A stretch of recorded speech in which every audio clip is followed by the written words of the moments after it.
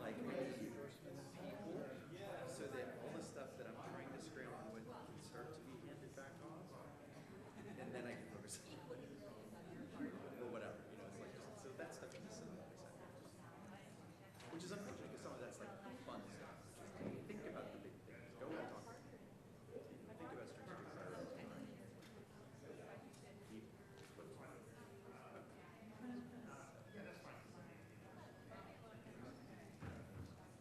And then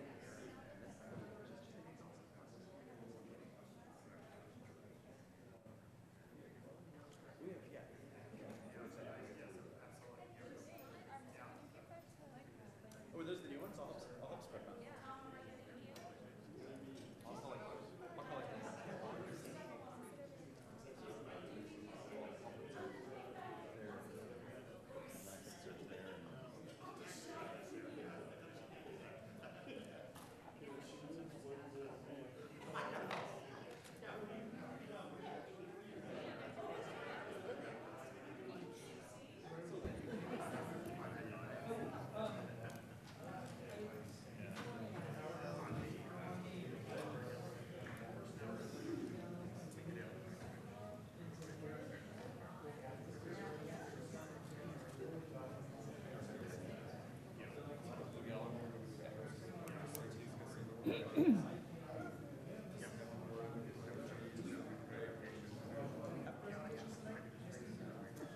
Okay, good.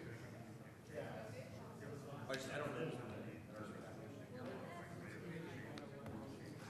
I didn't check the agenda items.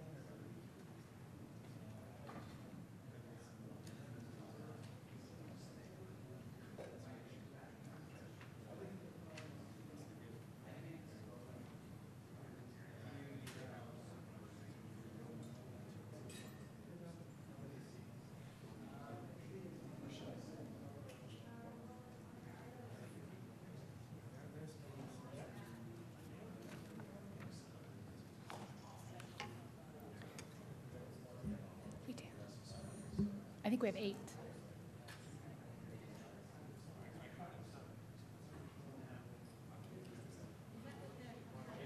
Oh, I think Joe snuck. Yeah. Okay, if everybody that belongs on the dais could take a seat, that would be great. And we'll get started. Is we do have a quorum, I see.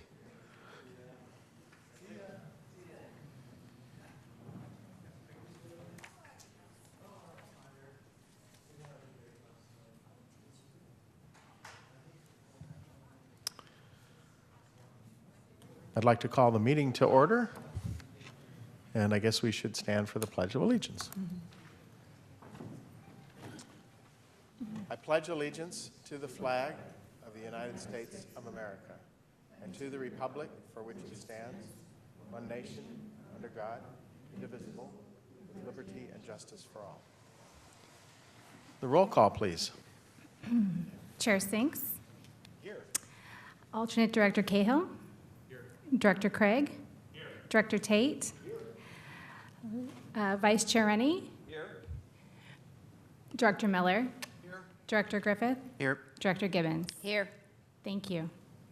Thank you. We've established a quorum. We're going to first take public comment on matters on the agenda. Is there anyone who wishes to speak on matters not on the agenda this evening? Mr. Chair, Yes. if I may, just one of our members has stepped away from the dais but is here. Okay. Bruce, go ahead. Thank you very much. I'm Bruce Carney. I'm the president of Carbon Free Mountain View. I wanted to let you know that Carbon Free Mountain View is expanding its geographic scope and will be changing its name in the future to represent that change. We recently added a Los Altos Hills resident to our board of directors, and also Bruce Hodge, the founder of Carbon Free Palo Alto, to our board of directors. So now we have representation from 3 different cities, including Sunnyvale, Cupertino, Mountain View, and the 2 cities I just mentioned. Several of you in the past have told me that there are citizens in your communities that you think would like to be involved with groups like Carbon Free Mountain View, or the organization soon to be formally known as that. So please direct them to our website, which is still carbonfreemountainview.org, and we'd be happy to have them join us. On a slightly different topic, we've become very interested in setting annual goals for greenhouse gases, city by city. I know that all cities have some goals, generally for 2020, 2050. We'd love to see cities have annual goals, and we'd love to see cities measure greenhouse gas emissions annually as Los Altos Hills does. So I'd like to tip the cap to Mr. Cahill, to the Los Altos Hills Town Council, and the community of Los Altos Hills. They actually know year by year for a decade now how their greenhouse gas emissions have changed, something that no other city, including Palo Alto, can say today. So I hope that when you go back to your city councils, you can help encourage them to measure as frequently as possible. Mountain View City Council has resolved to measure greenhouse gases every other year, and I think there's a good chance in 2017 that we'll be able to persuade them to measure every year. That's all I had to say. Thank you very much for your attention. So thank you, and you're welcome to name yourself Carbon Free Cupertino. Just don't adopt the logo of our city, which is a Morian. It's a conquistador's helmet or something. But thank you. Anybody else who wants to speak on items not on the agenda? Seeing none, we'll move on to the consent calendar, and we have approval of minutes of our September 14th meeting. Do I have a motion? So moved. Thank you. All in favor? Aye. Opposed? Abstain? Thank you. So I'd now like to make an executive committee report. Give me just one moment here.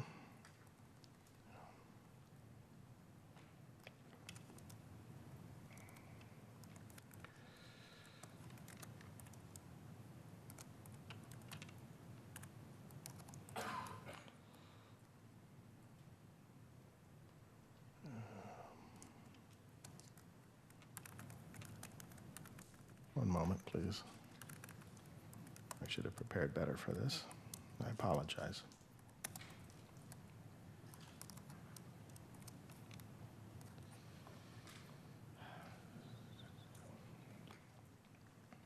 Well, if Johnson's on time, he can complain. My mic doesn't work. That was supposed to be mine, John. I got it too. How are you? The executive committee met, and we discussed the retirement plan as item 1 of my report here, and discussed various retirement plans that could be adopted by Silicon Valley Clean Energy. We did reach consensus that Social Security was not the best option, nor CalPERS. We looked at PARS. They have a plan that has some rather expensive investment options for employees. And so we directed staff to examine other possibilities that would charge lower fees to employees, basically lower overhead, comparable to, for example, if an employee wanted to invest in the S&P 500 efficiently through an ETF vehicle, using something that was from a one of the cost leaders, a Fidelity or a Schwab or a Vanguard, and similarly for these balanced funds that are mixed equity and debt instruments that migrate over time toward a projected retirement age. The second item, a budget update. Thanks to Director Harpootlian's timely remarks in the last meeting and his request, the staff presented to us a budget update that we'll all get to hear tonight. Number 3, we had a discussion about the logo. Staff shared this modified slightly logo in response to the comments received at the last board meeting, and so we'll be looking at that tonight. And finally, I'd like to report that the committee elected to cancel meetings, our regular meetings in November and December due to the proximity to holiday dates, and instead have a special meeting on December 7th, 2016. And that concludes the report of the Executive Committee. And I'm going to go back to the agenda. And next we'll have item 3, the CEO report. Tom? Thank you, Mr. Chairman. If you recall, back in July 14th, we submitted our implementation plan to the CPUC. This is the first step that we took in order to become a registered supplier of electricity. We received a letter of certification from the CPUC 2 weeks ago. Once we got that, then we are on to the next step, which we will be talking about tonight, and that's the approval of a service agreement with PG&E. When that is approved,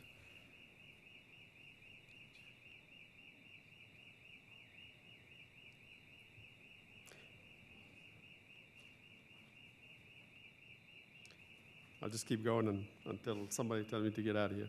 When that is approved, then the next step for us will be to apply for registration with the CPUC.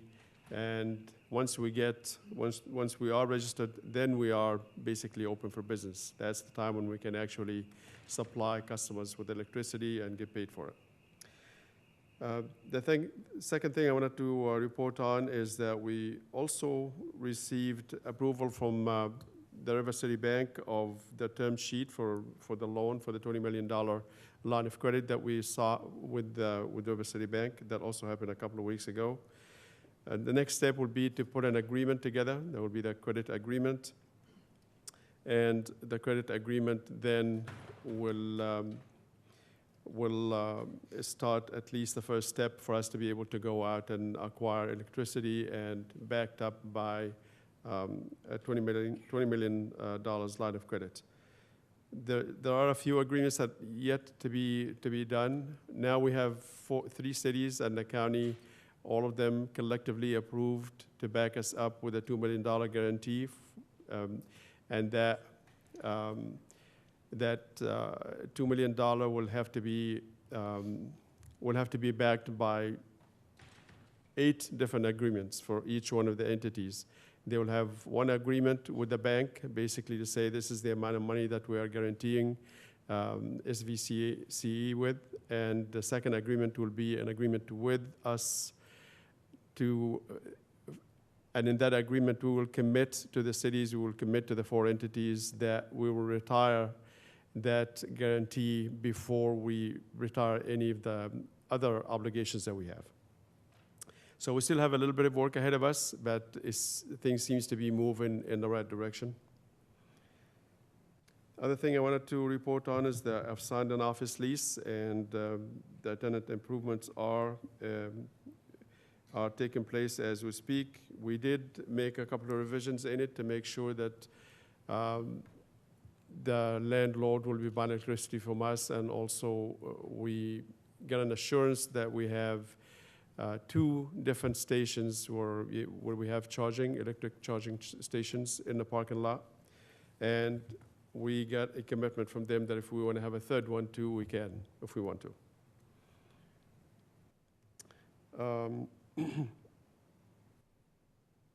Director Gibbons' last meeting asked that we look at our agenda, looking forward 12 months ahead, and we've started that, and it's attached. We have probably about 4 or 5 months ahead. We'll be definitely trying to fill that as far as we possibly can. But we got to start on having an annual agenda. And finally, we've, in the last month, approved a number of agreements, and all of them are attached. All of them are less than $25,000. And before I end my presentation, I'd like Misty to step up and share with us some of the marketing work that's been done last month.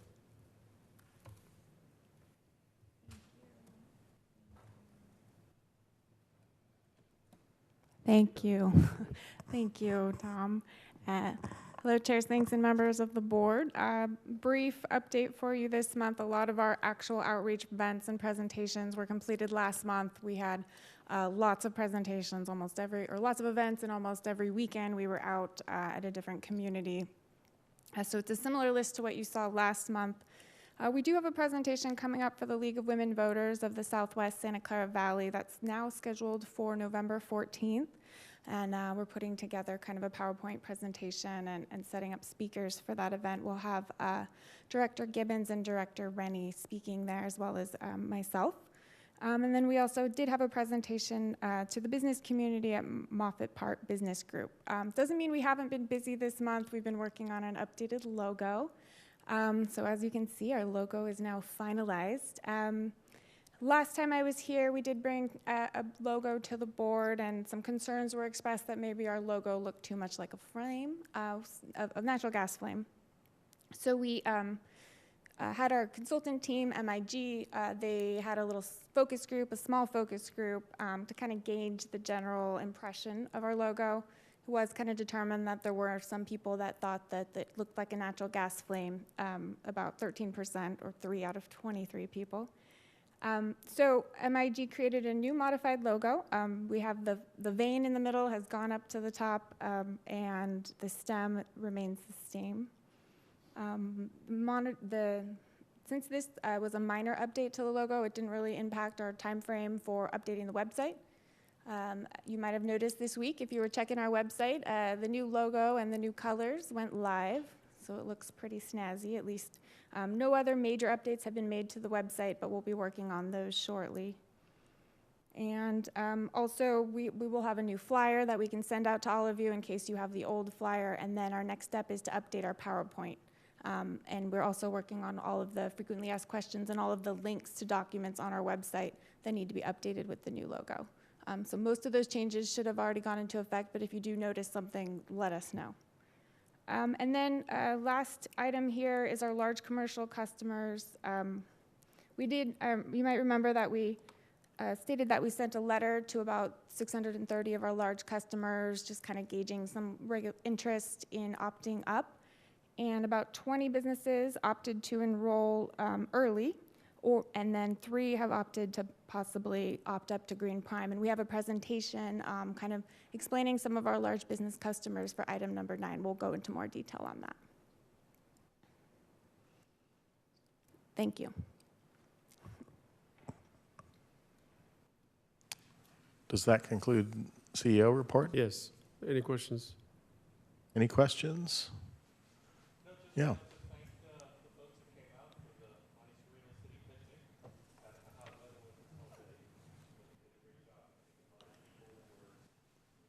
Well informed. A lot of people had never heard of it, but it was great to see that a lot of people thought this was a great idea. Carl? Oh, I must have inadvertently turned. Oh, I'm sorry. Sorry. And Steve, did you have a comment? No. Okay. I didn't turn it on. Well, I have one speaker card from James Tulea.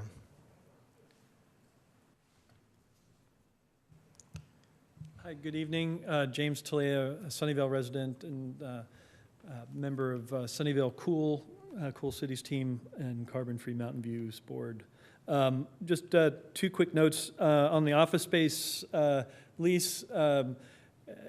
we're now ahead of PCE. They're still trying to figure out where they're going to be. So good job in this tough environment for staff in sorting that out.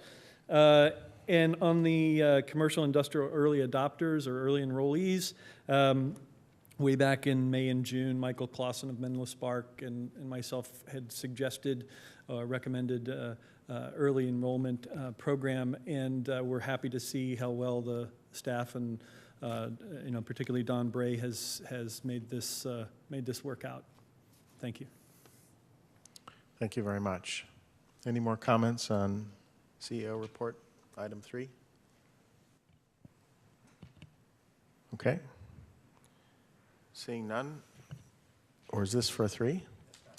Okay, thank you. So seeing none, we will move on to item 4, which is to authorize the CEO to approve the service agreement with PG&E. Thank you, Mr. Chairman. This is the second step, again, in a 3-step process for us to get the registration to operate as a CCEA. The first step was putting the implementation plan and getting that certified by the CPUC. The second step is to define the relationship between us and Pacific Gas and Electric, since we will be partners in delivering electricity to our service territory. This agreement is a standard one that PG&E has developed a while back. It's really non-negotiable. We could, if we want to, go back and try to negotiate any changes, but that means first, they got to agree to it, and second, they have to go back to the CPUC to get approval, and that obviously delays the process quite a bit. So we are presenting it as it is. We will agree to it. Then down the road, if we feel like we need to change anything to it, then we can go back and renegotiate. And with that, I would ask that you authorize me to approve this agreement. So again, this is of the same form and template that other CCEs have used with PG&E, and this is something that CPUC is good with. Is that correct? Yes, with I believe the exception of Sonoma Clean Power. They're the only ones that went back and renegotiated their agreement. Obviously, that created certain delays. I don't think we can afford it if we want to launch in April 1st.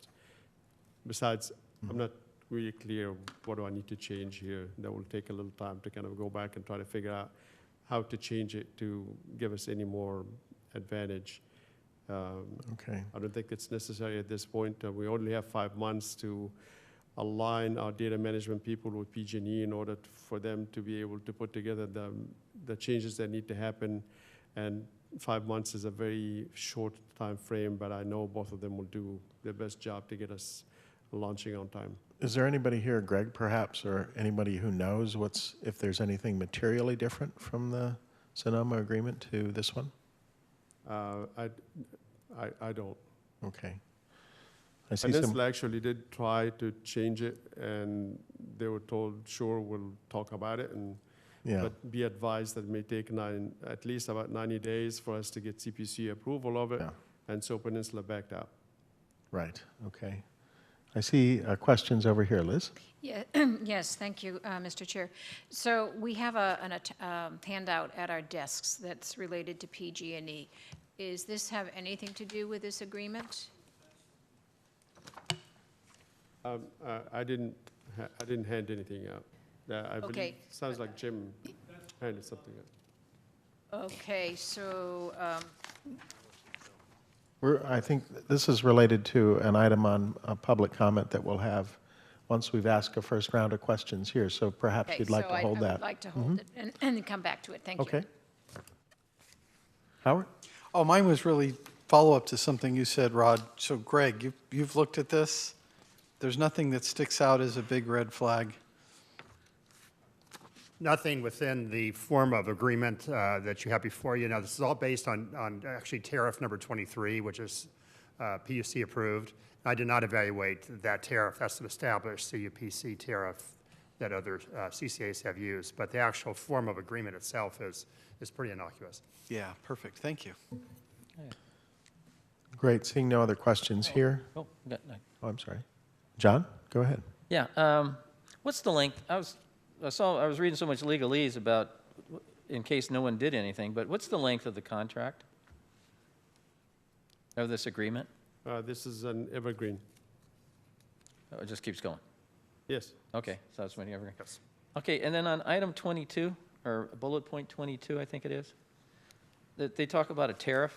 What exactly is the, what do they mean by a tariff? That if there's a disagreement, we all pay a particular tariff?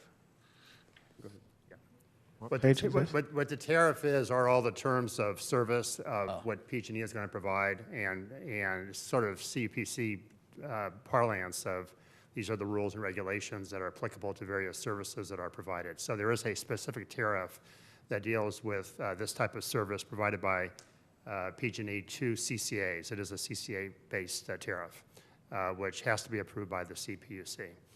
So when I read tariff, I think of dollar amount, but you're saying services here? It is services. It also provides for the method of payment for those services to them. So there is the payment of those services under that tariff. Basically a rate schedule. Yes. And does CPUC determine the rate schedule? They approve it. I see nodding head. Okay. So that could change over the life of our agreement then? Yes. And how often is it reviewed?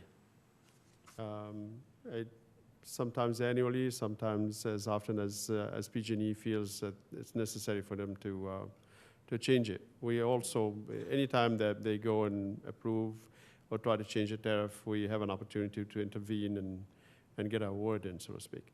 Is it a small amount, a percentage? Is it something that is hard to swallow, or is it minuscule? The tariff that they will be charging us for some of the services that they will provide at this point is baked into our calculation of what our cost is going to be. Okay, thank you. Okay, I have one speaker from the public, James Tulea. Hi, good evening again.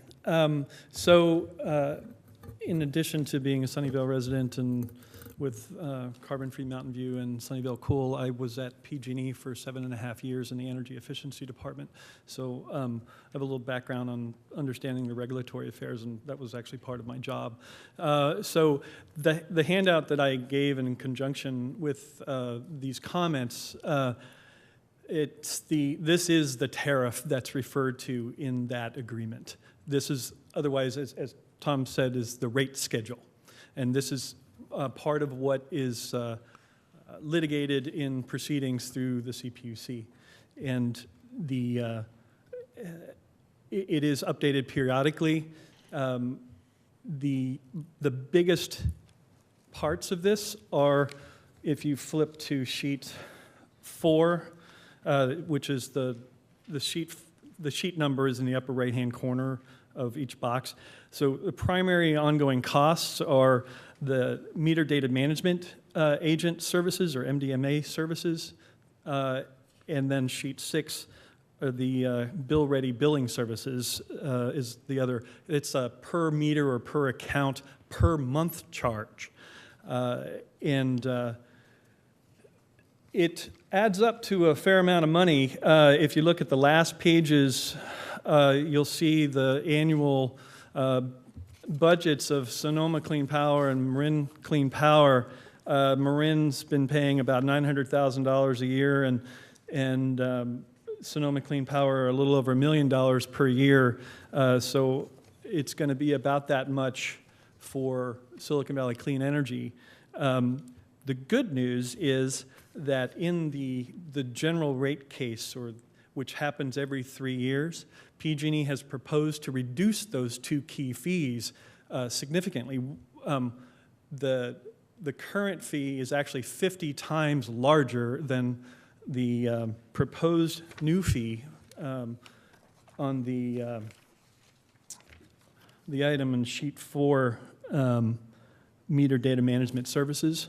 So it will go, if all goes well, and PG&E's own proposal is accepted, that will be reduced from $7.67 to 14 cents per meter per month. So it's going to end up being an order of magnitude impact on the budget reduction, which is great. But next year, well, if my understanding of the GRC, or the general rate case schedule, is correct, that we may end up having to pay the current amount for next year, and then if the schedule holds, then in the beginning of 2018, the reduced amount will be applicable. Just wanted to make sure that you understood what was connected to this service agreement. And it's this tariff and these fees. It also, you'll note that the per phase enrollment is $4,475 per each of the 3 phases, for example. And this also governs other fees associated with the service. And then as General Counsel mentioned, there's Rule 23 of the CPUC that deals with a lot more details about all these things. But just wanted to make sure you are aware of this connected piece, and this is part of that agreement by mention, and does supersede if there's any conflict with the one that we're agreeing. And the one last thing I would want to say is that I'd recommend that you follow the recommendation and adopt, allow the staff to set this agreement and agree, sign this contract. It's going to be way too hard to try to change it in any reasonable amount of time. And as staff indicated, it is possible to change all these things in the future through regulatory proceedings. Thank you. May I ask you one question? Certainly. So can you explain the difference between a cumulative meter and an interval meter? The cumulative meter is at 8 cents per read, and the interval meter is at $7.67 per month. What's the fundamental difference there? I actually don't know. Okay. I didn't get that far. I saw that, and it wasn't clear to me, and I didn't have time to look up the detail. But okay. Thank you. Yeah. Liz? Thank you. Would you mind, and maybe go back and forth with staff? Mm-hmm. So thank you very much for this, because it speaks to what we've had as a question is, what is the PG&E agreement oblige us to? Mm-hmm. And so we're just seeing this, but I didn't understand, even on page 1, it says the entire PG&E service territory, rates 1, CCA service establishment. The fee is $119.58 to $149.48 per hour. So for example, what does that mean? Because I read it one way, and I don't think I read it correctly. So all of these fees and everything that any CCA or CCE would be required or expected to pay PG&E is to make up for what would be above what their normal operations would be if the CCA didn't exist. And so this first CCA service establishment fee in rate for the labor time is for the work and the time that PG&E staff would have to spend on establishing the basics of a CCA account. So it's the CCA account, not individual accounts. Correct. So this is where This is a one-time. So is this the $4,600 estimate? No, So this is over and above that? Yeah. Okay. Oh, yeah, it all adds up. Okay, so I don't need to take everyone's time. Others may have similar questions. What I would like to suggest to the board is that at the next meeting, the staff might bring back to us one of my favorite summary charts, saying these are the range of costs that we would incur associated with PG&E, and then we can associate that as a budget line item, because we're going to talk about the budget later. But I think we need to make sure we understand what these tariffs imply for our bottom line.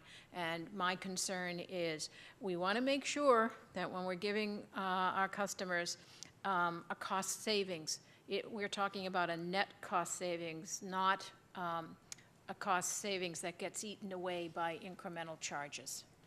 So that's my concern. Director Gibbons, if you allow me, Jim, right now, in a 10-year forecast that we have given you a few months ago, there is a line item that includes all the costs associated with PG&E and any other entity that we're going to have to work with in order to create this agency. It is there. And if you look at the budget, there's also an account that takes into account all the costs for the data management, including PG&E. They are basically providing service to us. They have a team out there that we can call on when we have something that needs to be done, any paper or any applications that we need to fill out and work with. They have that team ready to help us, and that's why they charge the charges that you see in here. Okay, so I misunderstood what the data management was. I thought it was an internal process and consultant, not PG&E. Actually, it's going to be the combination. Yeah, the approach that will be taken is this. On monthly basis, there will be data that comes from PG&E that for every customer that in our service territory that tells our data management people this is the amount of power that customer used.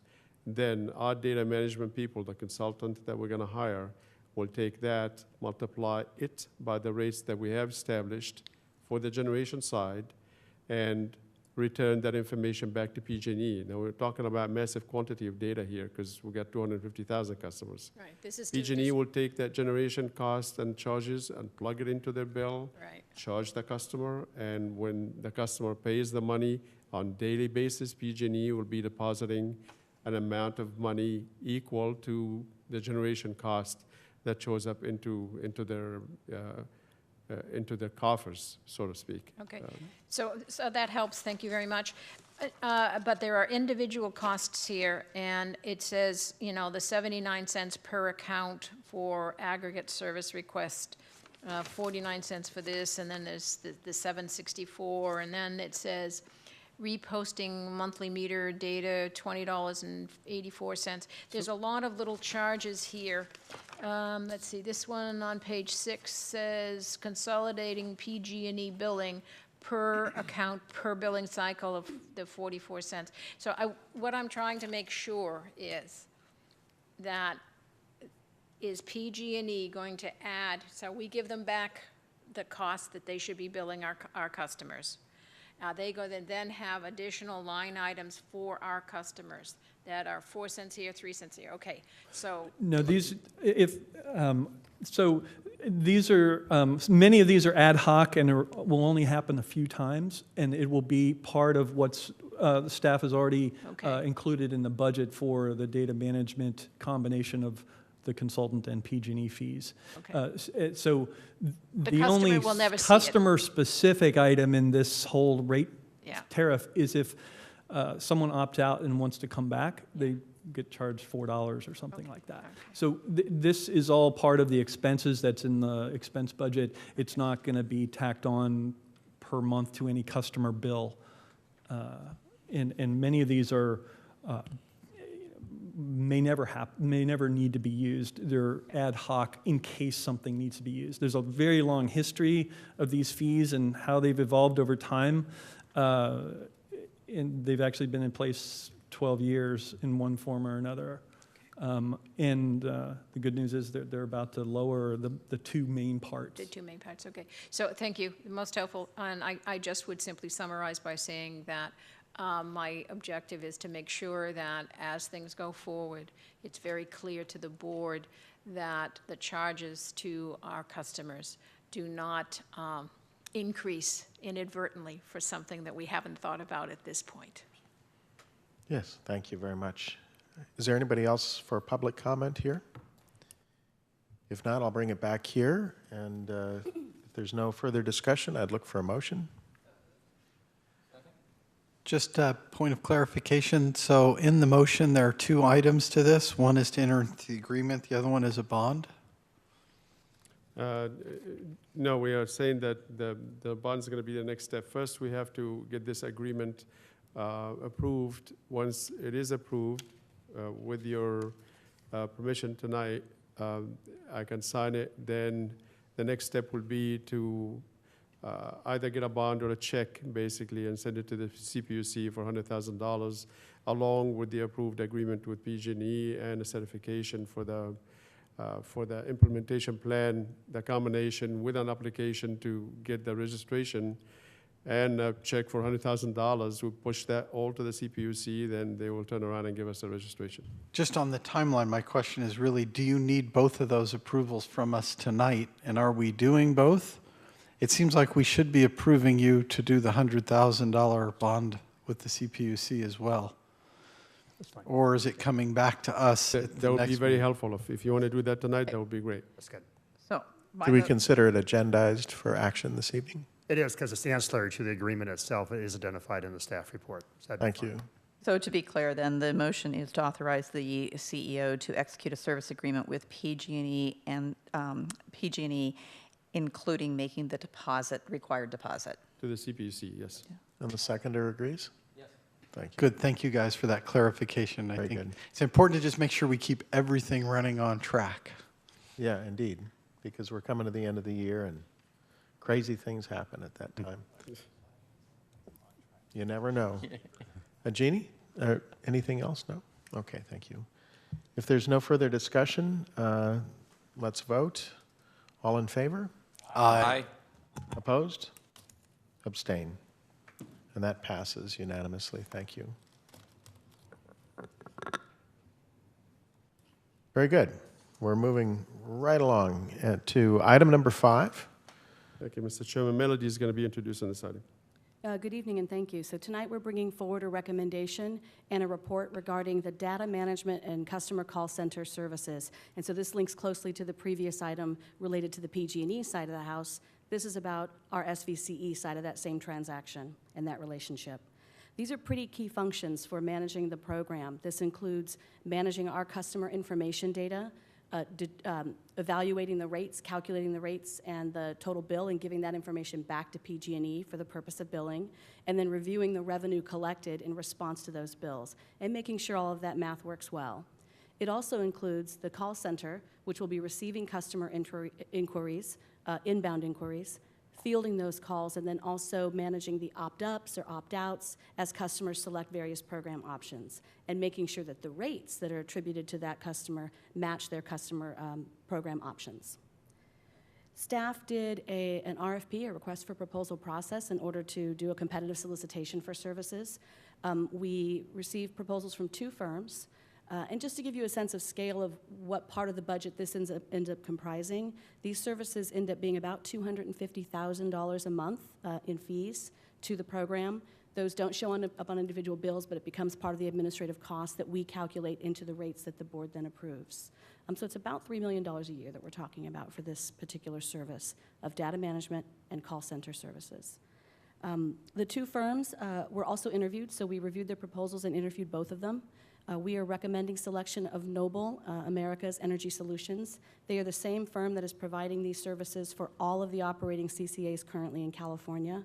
And through the process, they truly demonstrated a superior ability to have cohesive services, to link that customer function with the data function, and to really support us efficiently through launch, given their rich experience here in the area, and really specifically to these kinds of programs. So we are recommending Noble. We are working quickly on a contract with them, and so tonight we are asking that you help us keep pace by delegating and authorizing the executive committee to review and approve that contract ultimately. That will empower us to, before the end of the month, begin work with the vendor to do the important setup functions to get us ready for this SVCE program timeline, which has us sending out first notices in January. We need a call center ready to receive calls based on that, and to manage the data beginning then, and then most particularly when we get to April, as we get into actual service commencement in April.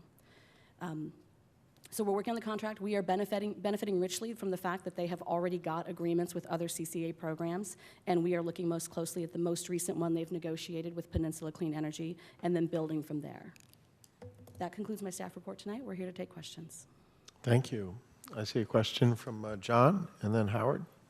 Yeah, so since we're going to be building from scratch and people are going to probably do a lot of calling, will they ramp up their staff to handle the initial starting of a program They will. So they have done a lot of launches. Most recently, their most recent 2 launches are of the size of our first phase. So they've been doing tens of thousands of customers in a tranche. And so they will add staffing as needed. They have broad call center service capacity. So they will add some positions dedicated to our program, but be able to resource other staff to address peaks. And is there any way to determine how quickly or the reaction time or how long it takes to get to an operator or call question like that? There is. So those things are all monitored, and we included in the request for proposals, and we will include in the contract performance metrics around what percentage meet a certain time frame.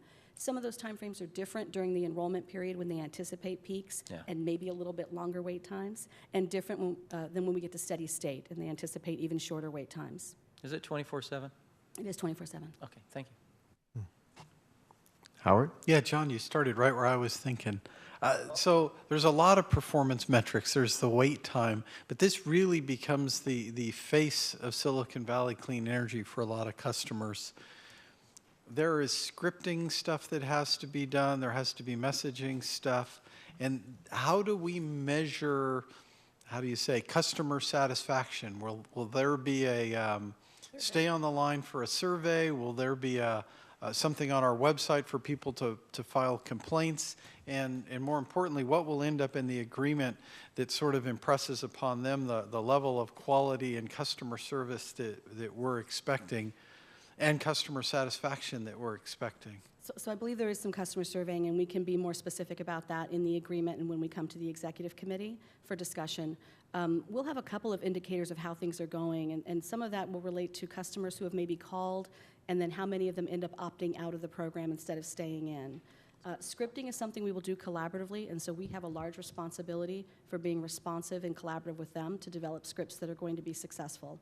They've done this for 5 other programs, and they've impressed upon us the value of us being ready to engage quickly. And so that's part of getting this agreement moving, is working with them on successful scripting for our customers specific to our program. I've had experience with this with another JPA, and again, this becomes the face of us. So I'm extremely concerned that we have the tools in our contract that let us get after them if we feel that they're not adequately representing us or satisfying our customers. Thank you. Joe? Thank you. As a general rule, I would prefer not to be delegating authority for a contract we don't have before us, can't review on something that is this fundamental and important.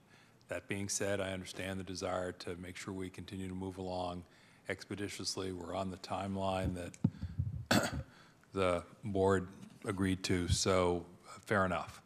That being said, at our July meeting, I raised some questions about privacy, data security, confidentiality in connection with this function.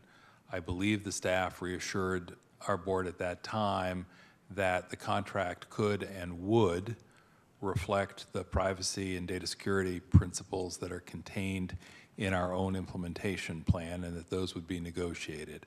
If we're asked to approve the delegation tonight, could we get a reconfirmation that those privacy and data security issues will be specifically called out in the negotiated contract? And could we ask the executive committee to please be sure that that's the case before they go forward? Absolutely, to both. So there are security provisions and privacy provisions in the agreement from which we are building, and we can highlight those and discuss those with the executive committee at that time.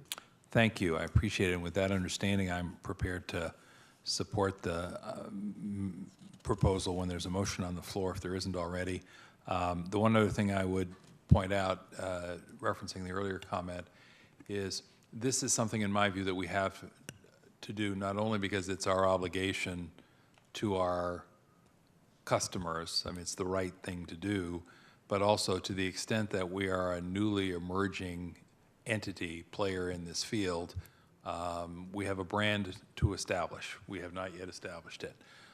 Privacy protection, data security is an important part of the brand. It takes only one data breach for that brand to be significantly eroded before it's even been created. So it is both the right thing to do and the smart thing to do, in my judgment, and that's why I am nudging the staff a little bit on this issue to make sure we get the assurances that you've been kind enough to provide. If you need a motion to approve with that direction, I'm happy to do that, Mr. Chairman. I was wondering if we had public comment before We do have got to public that. comment too, but let's take questions up here first. And then, I'd like to follow on with Mr. Simidian's comments. yes, please. So in terms of, you introduced this whole thing in terms of the data side of it and the privacy, et cetera. So things that I'm interested in is who owns the data? I think it needs to be very clear who owns the data. I also think it needs to be very clear in terms of commingling of data. And the other element of this is what's the term of this agreement that we're talking about? Are you looking at an evergreen agreement, or is it going to be for a specific term that can be renewed and such?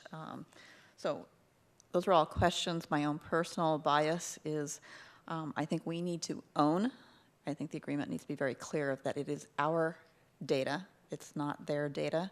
So I think we need to make sure that we own the data and we also have access to the data. I'm also concerned, I do not want us to see commingling of data. That should not become down the road. Should we need to do an audit, do anything where we suddenly can't get access to the data because it is commingled with one of the other authorities' data. And then I am not a fan of evergreen contracts for something like this. Because again, I think we already covered some of it in terms of performance metrics that need to be in place, et cetera. So we'll bring that to the executive committee as part of it, and we'll let that inform our negotiations as we move forward. I do want to offer now that the Noble has done this for 5 programs already, and so during the interview, they did a really good job of articulating to us how they segregate the data between programs so that staff don't have arbitrary access across programs and they don't accidentally give data for one jurisdiction to a different jurisdiction for CCA programs. So they recognize the importance of that privacy and have systems in place. We'll review that the contract ensures that those remain of high integrity, and we'll be discussing the term through negotiations and with the executive committee. Yes, I'm coming at it more in terms of governance and audit and such. We should have that ability down the road to perform an audit of the data. Correct. And so this is where, again, it's going to be very important. And then understanding very clearly, to me, is who actually owns the data. Mm-hmm. Okay? So that we, if something goes south, we need to be prepared for that. I'm not saying that that's where it's going to go. And then I have an actual question for you, which is, when you're looking at this, did you go out and check with the other entities that are using them? I think that's great, but having them go back to their launch experience and whether or not there were any gotchas or any learnings from the launch experience, because again, I think that's where we establish right up front. It's going to make or break in terms of our reputation on this. And so what was their experience, or if they had to do it over again, is there something they would have been paying attention to? So we've been plugged into the other programs, and the CEOs connect pretty consistently on key implementation issues, and data management's a big one. So everybody has, some feedback about things they'd like to do a little differently, and we can learn from those. And Noble has been responsive to those and was able to offer some new program services as part of our selection package because of the lessons that they've learned with the other programs. Additionally, we did ask that very question during our interviews about what they've learned and what they would like to see different. And in addition to the things that they've already gotten a lot more efficient at, they feel better positioned to guide us on making those key decisions, for example, on scripting and on data transfer and on messaging so that we have a success together. Okay. And where are their call centers? So their call centers, I'm not sure where all of them are, but they do have a California presence. They have California call centers in 3 locations, Stockton, Fair Oaks, and one other place, I think Santa Rosa. Santa Rosa opened after they did Marin and Sonoma. So is it all domestic? I don't know if it's versus all domestic. a follow the sun type of approach? Yeah, it may. So they do outsource part of the call center, especially for peak capacity and for what they call tier 1 or easy calls. Mm-hmm. And so we can get more information in preparation for executive committee about what portion that plays. Okay. And I think, our questions and all, this stuff is just as much for the executive committee as you guys look at this, because I'm consistent with Joe. I mean, the preference would be for the full board, but... Yeah. No, I've heard both these comments. I wonder, would it be in order for you, is the agreement between Peninsula Clean Energy and Noble public, and could we provide that to the entire board for any comments that then would be directed back to you, Melody? So that agreement is public. I need to get the final signed copy. The one that they've posted is not particularly good to read. It's not final. So we can get a final executed copy. That way, before the executive committee weighs in, if you got input from anybody here who had a great idea about something they'd like, or they could comment on, is there a Brown Act issue here? I'm going to look to Greg also and just wonder, would it be possible for us to collect comments from other parties? I mean, you collect them, you decide as staff. I'm not talking about input to the executive committee, but rather, staff thinking about what might want to go into the form. Yeah, so this is the problem. Those comments from the individual board members could not go to the executive committee because then we would have a Brown Act Directly, problem. I understand Yeah, that. so I was rather... To the extent there's individual comments given to staff, I think that To shape our own input and work. your own input as staff reviews the contract, I think that would be okay. But we just need to be careful that that doesn't get articulated back to the... No, I understand. Yeah, okay. We'll do So that's something we could do fairly quickly? That's correct. Thank you. Okay. Liz? Thank you. I think I'm on the same wavelength as the last few board members. I am not particularly thrilled about having the contract come just to the executive board, so hopefully, as we go forward, we won't run across that as we can. And so what I've been doing is I've been writing down all the comments that I've heard because for my own notes, to go back to the executive committee, I'm wondering, I think having the other contractor review would be helpful. And I was going to suggest, if it's not a violation of the Brown Act, if a staff could write up the questions that they've heard various board members ask, send them back out, and then see if they can get any more comments back into staff that the executive committee could then review. No. In other words, accelerate. I think I'd be careful about that. I think Okay. I think at this point in time, clearly staff can memorialize all the comments. I've also written down your comments this evening. Okay. And I would rather just have it then that if there's any individual comments you have to staff, that would be fine, just so we'd be careful about that. Okay, so I would offer some additional comments then, that I think one of the things we did speak about earlier was the metrics of the call center, and one of the metrics of the call center has to do with the opt-out. And I think we might want to have a requirement for having metrics after, I'm going to say, even the first week, and then the first 2 weeks to get a sense of how it's coming back, because those are the times it's really going to matter. So I'd like to see some metrics as soon as possible. And then I agree about the governance and the audit, checking out original experiences. What happens if the caller isn't satisfied with the information that they're getting from the first person of contact? What happens after that? And is there a callback process, or how do we handle those? I think is extremely important. And I think we need some metrics on that as well. And let's see.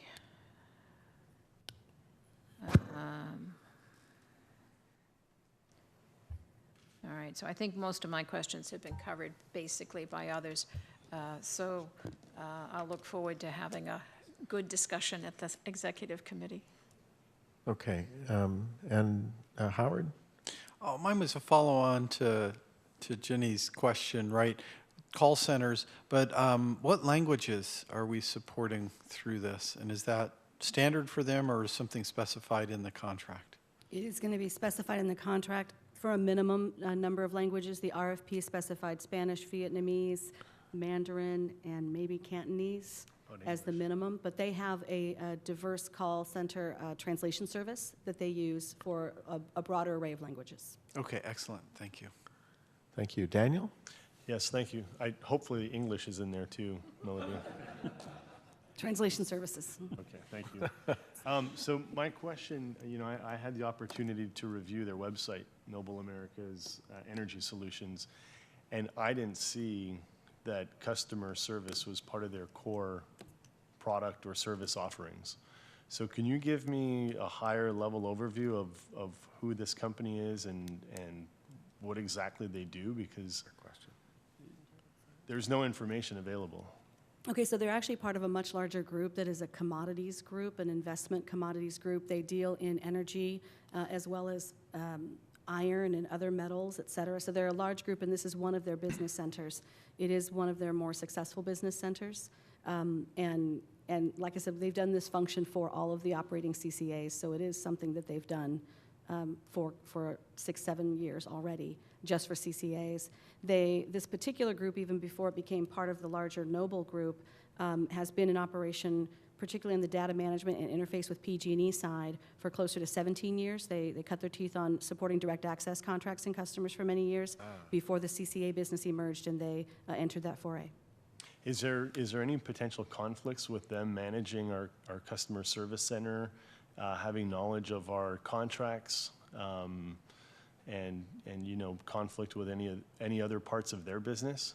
We asked that during the interviews as well, and they made it clear that there would be no conflicts, and that we could include that in the agreement, that the people that do that part of the job are separate from the people that manage other business units within their organization, and that data is not shared across those units. Is there, and maybe for Mr. Hibashi, is there any potential that they would be bidding on any of our energy contracts that may conflict? No, they haven't. We already received all the proposals from the supply side folks, and Noble did not bid on any of it. Okay, thanks. And then in regards to a lot of the comments that came up here, their call center locations aren't listed on their website, and my concern with call centers becomes resiliency. So if they're in Nebraska and there's a tornado that hits, where does all of that call volume go to? Does that go to the West Coast? Does that go overseas? So I'd like to have a better understanding of what their business continuity plans are and their resiliency in terms of making sure the operations continue. Great, will do. Yeah, thank you. Very good. I have one speaker from the public here. James, come on back. Hi. Good evening again. A few things to say. First off, I recommend that you adopt the recommendation from staff and allow the executive committee to authorize a contract with Noble. Secondly, Noble's primary call centers in San Diego, just point of information, that's also where any other call center will escalate to, so they have the higher level expert staff in San Diego where their headquarters is. PCE had a similar situation where Noble had to ramp up more staff, and they were able to do that. And PCE's recent phase 1 enrollment has a opt-out rate of less than 1%. That's a testament to the customer support that's happening through Noble. There's always room for improvement. I have called through Marin's number and PCE's number just to test some things out, because you always learn from experience. I had great interaction with the customer support reps. They were very polite, very helpful. They always answered my question. Even if that person didn't know, they quickly asked someone on the spot and got back to me after a very brief period of time on the phone. The one thing I did note, room for improvement, was I asked something and they said, "No problem." So that's not a good customer support phrase. You should always say certainly or of course. No problem says, "Oh, you're not bothering me, the customer support rep." So that, that's just one thing that can be worked on with them. But the fact that they were able to ramp up quickly to serve PCE, do that first enrollment's less than 1%, or opt-outs less than 1%. It's a good testament to it. One last thing. As I mentioned before, the PG&E is proposing already to reduce the meter data management agent fees. And in this case, that's the one that's currently 50 times more than the new proposal.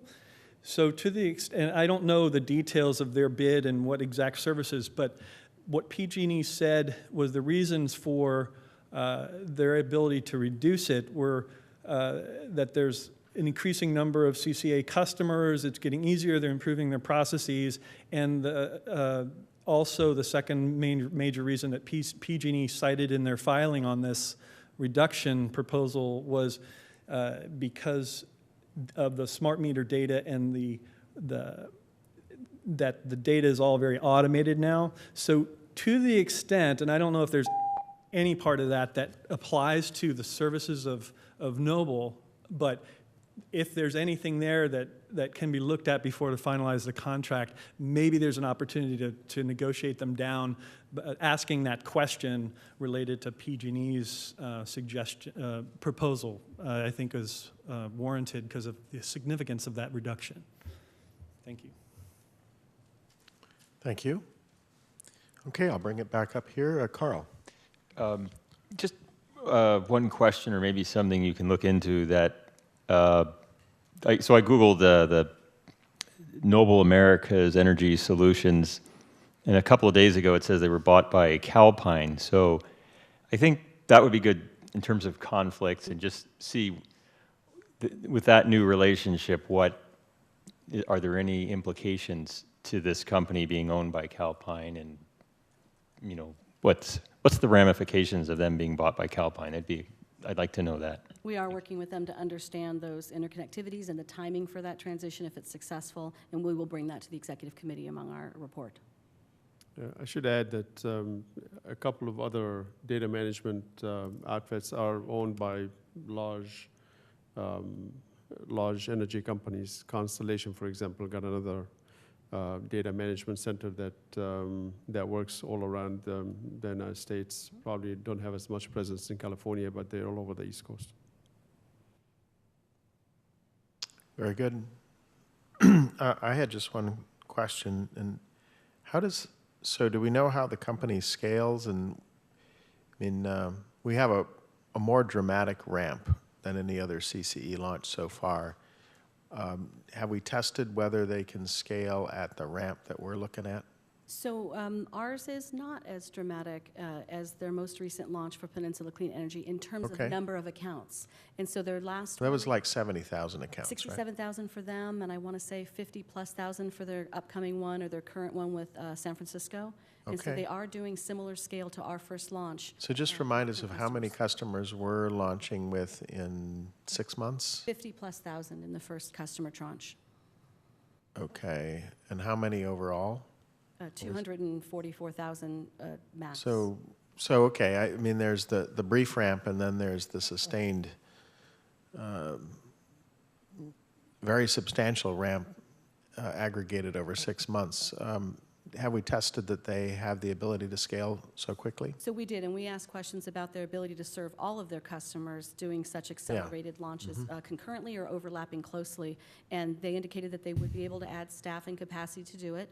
They went through some detail, not complete detail, about where they would add staff in order to address it, so we can get a more robust response for the executive committee, but they did walk us through their plans to upscale in order to address our program needs. So I've heard interest here, just to reiterate, in data security, data ownership, understanding the length of contract, any conflicts, particularly considering an acquisition by Calpine, how we would scale and where, or how they would scale and where, what is some metrics on where those jobs are, metrics on in terms of satisfaction, wait time, and these sorts of things that would indicate whether we're providing positive experiences to our end users, and a question about who this company is. And so I think, there have been other things expressed, but I think, Greg, between this list and yours, hopefully the executive committee will take these into consideration as we work with staff to review the contract. And staff is welcome, as we've said, to receive comments directly, and I guess they're going to you, Melody, right? That would be fine. Any comments that anybody has after reviewing the most recent contract with PCE would be welcome to be sent to Melody by what, a week before the executive committee meeting next? Probably do that, yeah. Okay. All right. Mr. Chairman, Yes. just to underscore, the one phrase that didn't get reiterated was privacy policies and practices. Okay. And at a minimum, in my judgment, they should be consistent with our own implementation plan, which I thought did a nice job of referencing them. But we really do need to know what their privacy policies and practices are in addition to their data security regimen in order to protect the confidentiality of the information. Thank you much. Did I miss anybody else's hot button? If not, I just want to pile on. Joe said security also in his first go-around. yeah, So privacy so I had that. and security. Yep, okay. Are we ready for a motion? Move to approve with the direction to staff as indicated by members of the board and reiterated by the chair. Second. Very good. Any more questions or comments? If not, all those in favor? Aye. Opposed? Abstain? That passes unanimously. Thank you very much. And we'll move on then to item 6, Cal CCA membership. Thank you, Mr. Chairman. We a number of community choice aggregators, more specifically the first 4 that went into operation over the last 4 years, got together and decided that it is time for Community Choice Energy to form an association to speak on its behalf, because each one cannot obviously go and try to talk to legislators or try to influence the decisions. It was felt that it's best to have an association that will do that on behalf of the CCAs. The 4 agencies got together, started to talk about it. Eventually, when Peninsula Energy and Silicon Valley Energy joined the scene, we received phone calls from them, and they plugged us in, and we became part of the process. Eventually, negotiated together the bylaws to form this association, and the membership of it is before you tonight. The membership cost for us this year is 0 because we have not collected any revenues yet. The membership dues is based on revenues that's realized by each agency. Next year, it's likely that membership is going to cost us about $30,000. Then the year after, and after that, it will be about $50,000. I'm recommending that we join the agency. They're already doing pretty decent work on our behalf. And on the 20th, we will have the first annual meeting for the Cal CCA. And I believe a couple of you folks are invited. With that, I'll stop and answer any questions. Questions? Yeah. Liz? So thank you.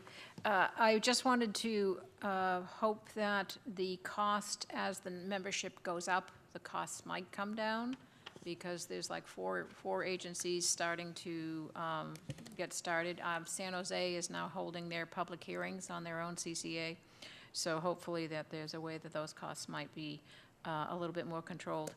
And the other is, I just wanted to take note that there appears to be a commitment of staff to join various committees and different boards of the organization, and we have a lot on our plates. So I want to just offer staff a support to say no. Planning on. Joe? Thank you. I am looking at the California Community Choice Association bylaws. I'm also looking at the benefits of membership. I'm particularly interested in the regulatory and legislative components of the benefits of membership. It indicates, the benefits page in our packet indicates, in addition, operational and affiliate members may participate in regular meetings of cross-CCCA teams regarding, and then indicates regulatory and legislative. Also indicates in the future it's expected that the operational affiliate members will have access to legislative analysis and recommendations, as well as alerts regarding regulatory filings at the CPUC. This would include, and here's a key phrase, ability to sign on to letters of support for favorable legislation, ability to sign on to some regulatory filings favorable to CCAs. I'm absolutely persuaded that we should go ahead and participate in the organization. I don't think we should be a free rider. I think if we want our voice heard, that's an important way to do it. But I am leery, based on my experience in the legislature, about suddenly having some other entity drive our regulatory or legislative agenda. So I just want to be very clear about staff's understanding that this board, this body, retains its independence with respect to legislative positions and regulatory positions. And I'd feel a little more comfortable if staff were able to assure us that we won't be simply going along to get along, which is what I saw, frankly, far too much with various utility associations, munis, NCPA, when I was in the state legislature. Somebody says, this is bad for me, come on, you're my friend, we're in the same club, won't you all get in the mix? And all of a sudden, you've got a sort of a pack mentality guiding legislative and regulatory positions. So can you help me at least feel a little more comfortable that our independence and autonomy will be reflected in the legislative and regulatory position-taking process? Yeah, certainly. I think this issue came up and was discussed at length, and we are all in agreement that to the extent that everybody wants to go one way and one member decided to go a different way, then they can, if they wish to do so, do that and stay silent, working with the group. So if the group wants to go out there without having that member to be part of the group, that's fine. They can do that collectively and leave the single member out of it. That member then can go ahead and try to influence the legislation in whichever direction they may choose. That was really highlighted not for our benefit as much as it was for the San Francisco, because they have their own CCA, but they also have the PUC, which is a number of utilities, as you probably know, and their legislative activities and lobbying tends to be done cohesively for San Francisco. They can't simply have one position for the CCA and a different one for the PUC. We are, in a sense, probably won't have as much conflict because all the CCAs tend to be with the same size. They're all pursuing the same issues. Likelihood, and unlike municipalities, likelihood we'll find ourselves a lot more having a cohesive position.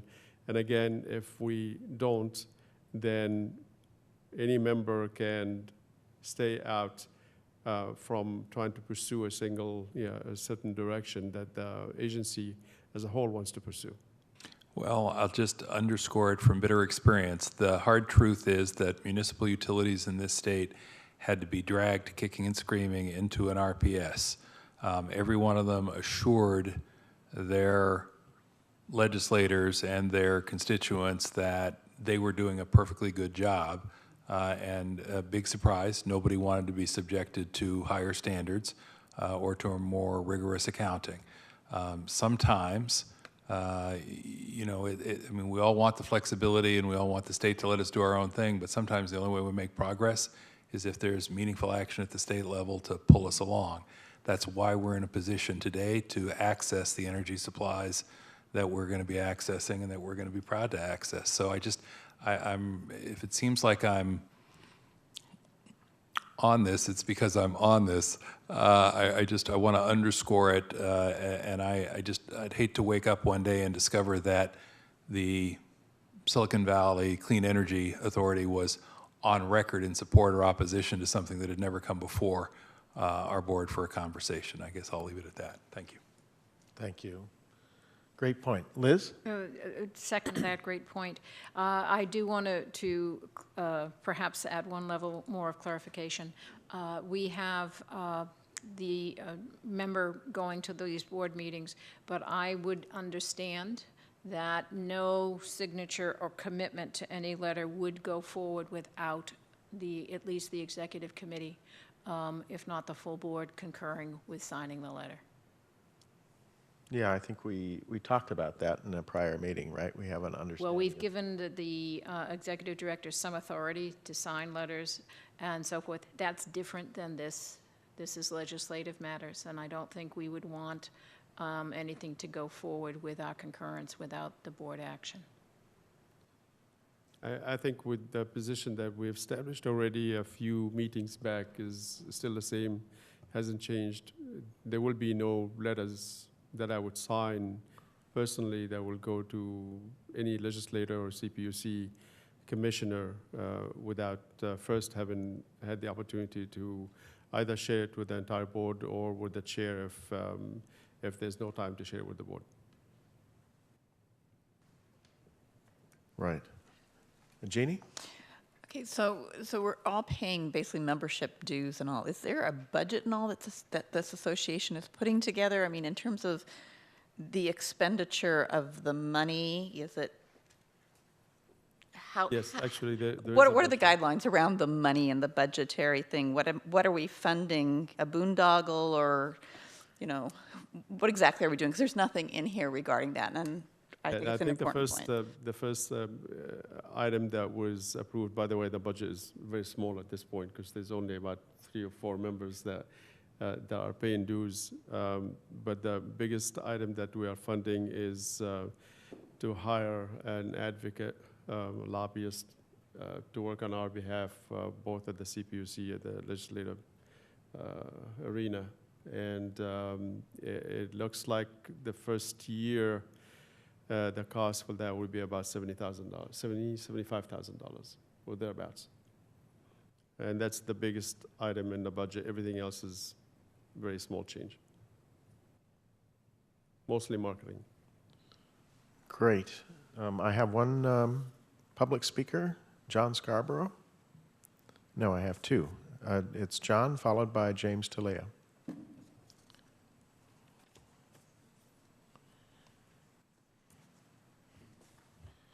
Hi, I'm John Scarborough, and I also was looking at that and didn't see a lot of detail on who would staff it, and I was wondering, and I guess some of the question, Mr.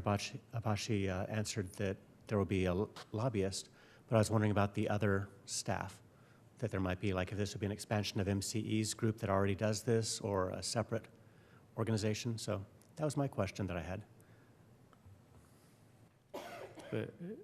At this point, just to address the question, there's no talking about staff. It's the agency is being staffed with various staff members of the agencies that are part of it.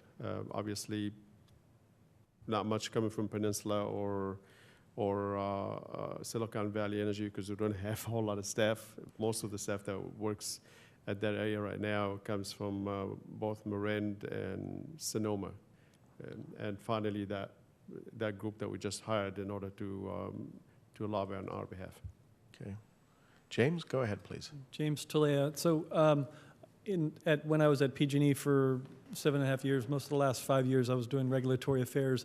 There's a lot of detail and a lot that has to be done. So to be able to share the effort and the burden across all the CCAs, I think, is a very good thing. So I would recommend the authorize and join the CCA or Cal CCA. I would echo Director Smidian's comments to be careful about what some of the other CCAs, how they will approach things. Particularly, MCE has a longer history. They started out in a really contentious relationship with PG&E because PG&E spent $50 million against their formation. So they will tend to have a harder line, a more contentious line from my experience in dealing with MCE in the past. So to be collaborative and partnering and constructive, I think, is a good way to go. Thank you. Okay. That concludes public comment. I guess I would add, in my experience, and I've been in several of these meetings with the other agencies, we do have some, most of our interests seem to be in common, but the exit fee, how these things are set, depends on when you get going, and it could be that existing CCEs are in a different boat on occasion. But for my part, I'm confident that staff is well aware of these issues and would engage appropriately to make sure that we as an agency are fairly represented, and we're not, we're in tune with the fact that there can be differences based on when we started, right? I just want to add that one of the contracts that I have signed is with a law firm that have spent considerable amount of time working on CCE issues, and done that to look after our interest. I certainly encourage that we work with others on what's common and what we can achieve together, but that is not going to be forgetting the interest of Silicon Valley Clean Energy. Our interest is going to be first, and after that, it will be the interest of the group. And with respect to any budget implication for us above your spending authority, any allocation is something that we will see periodically. So as this effort ramps up and we're more active, this will be coming back to the board, which gives us... Of course, it's not through agreements. It will be during the budget time. Right. So we have an opportunity to, on a recurring basis, have you tell us what value we're getting for this advocacy, and then we... Not only that, but you'll have an opportunity to participate, which I hope that you all would at one point, because without you, it would be very difficult for us to influence anybody up there in Sacramento. Yes. We'll get on a green bus to Sacramento, or train. Good. Any more discussion? If not, I'll entertain a motion. So This would be moved. to authorize the CEO to approve membership of CalCCA. Thank you. All in favor? Aye. Opposed? Abstain? Thank you. That passes unanimously. We'll move on to item 7, approving a resolution to adopt the personnel policies and handbook. Okay, Mr. Chairman, this handbook have been coming through the system for quite some time now. We've discussed it with the executive committee several times, and we discussed it with you during the last meeting. It is now ready to be approved. However, Greg found a couple of things that need to be changed in it, and so we would like that your approval will be subject to making slight modifications that will be approved by the CEO and the General Counsel, and Greg wants to also add a line to the resolution. I'll let him speak to that. Yes, so on section 1 of the resolution, we'll say that the policies and procedures in the attached SVCE employee handbook are hereby approved, and this is the new language, subject to any minor revisions approved by the CEO and General Counsel. There are some more fine-tuning we'd like to do, and again, these are not financial changes or substantive changes, but there are a few wording changes we'd like to complete. And are you asking that the two of you would concur on any changes to That's what we correct. see here as a draft? That's correct. Okay. So it's not either one of you, it's both of you. That is, Agreed. it's and, yes. Okay. Questions from the board? John? Yeah, how was your experience with the, what are they called, H2, the company that was doing helping you write that book? HR to go? Yeah, thank you. HR to go? So far, they've been have done a pretty decent job on helping us with the handbook. They're really waiting for us to begin to hire staff, because that's when they actually spring into action and begin to look for companies that will provide health service and others that will provide compensation, workman compensation, insurance, and all these various services. They stand ready, but they can't do any of it until we actually hire staff. And when do you plan to hire your first person? I'm trying. You're trying. We have one set of interviews ready for one position. We got 3 more positions that we're going to have interviews for. One is on the 14th, the other is on the 19th, and the last one on the 28th. And we are hoping to be making offers, and certainly hoping that people will be jumping on those offers. Are you getting many people applying? For some, yes. For others, not as much as we would hope for. Okay, thank you. Liz? Okay. So I have quite a few miscellaneous comments, and I think this is the best time to do it, if I may. But would you like to have public hearing and then come back to them? I have no cards on this item. Does anybody from the public wish to speak? If not, go right ahead. Okay. I noticed that, and I don't recall discussing, if we have, I apologize. There was nothing discussing parking availability. And since where we're located, it isn't a big deal, I realize, but it often can be. And there was nothing in there about providing transit passes. Did we want to do anything about transit passes to encourage that? Yeah, I believe that is probably an item that we can add. Please keep in mind that one of the things that you are approving is to allow me the ability to make changes to the handbook as we go along. And as we learn. So I would put that in your tickler file of discussing incentives such as transit passes. I think that would be consistent with our overall goal. There were a lot of comments and sections about part-time employees that I was a little confused by. It particularly mentions benefits to part-time employees commensurate with their hours of work. That would include vacations, health care, and everything? Is that what you're thinking? Yes, I believe that's the way it was intended to be. I think in the past, some agencies provided full benefits for part-time workers, and that has changed in the last few years. As I understand it now, that if you're working part-time, you get benefits that are part benefits, not full benefits. Perhaps other board members might want to talk about that. That's a lot for me to consider. Let's see. Between the resignation, timekeeping requirements, conflict of interest. I'm just reading my highlights here to see if I can focus on my comments. I don't know if anybody else took note of page 28, the dress policies. I was surprised about that. And it says hair must be human-colored, and facial and tongue jewelry must not be worn at work. Please keep your nails clean and tastefully groomed, and visible tattoos are not acceptable.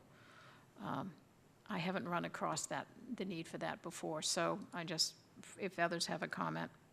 If not, so be it. Let's see. Okay. There was a conflict in here, if I can see.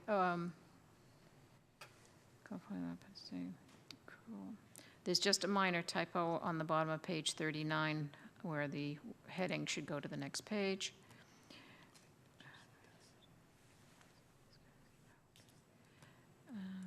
Granted for 24 hours. I'm looking for there was a conflict about part-time employees. You will see disability.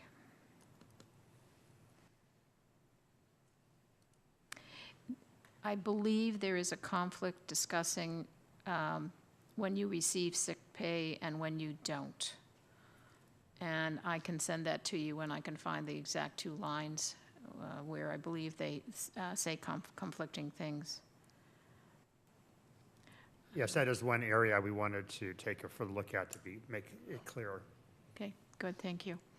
Work days. Comes to see regular earned wages. And so I did have some questions on the retirement plan. So if you could just, it says here that more information regarding eligibility, contributions, benefit, and tax status, contact the Director of Administrative Services and Finance. All eligible participants will receive a summary plan. So the handbook at this point does not address the retirement plan. Yeah, that's correct. As you probably know, we have not settled on one yet, and as soon as we do, then the handbook will address it. And that'll come back to the board. I'm certainly hoping that I'll be able to bring something to the executive committee at the end of this month. Okay. and eventually to the board next month. Okay. I can get back to you. I was at a seminar last week where we learned some things about some other retirement programs, and I'll share that with you. Okay. Okay. There's a small typo on page 43. The health spending accounts has the wrong abbreviation.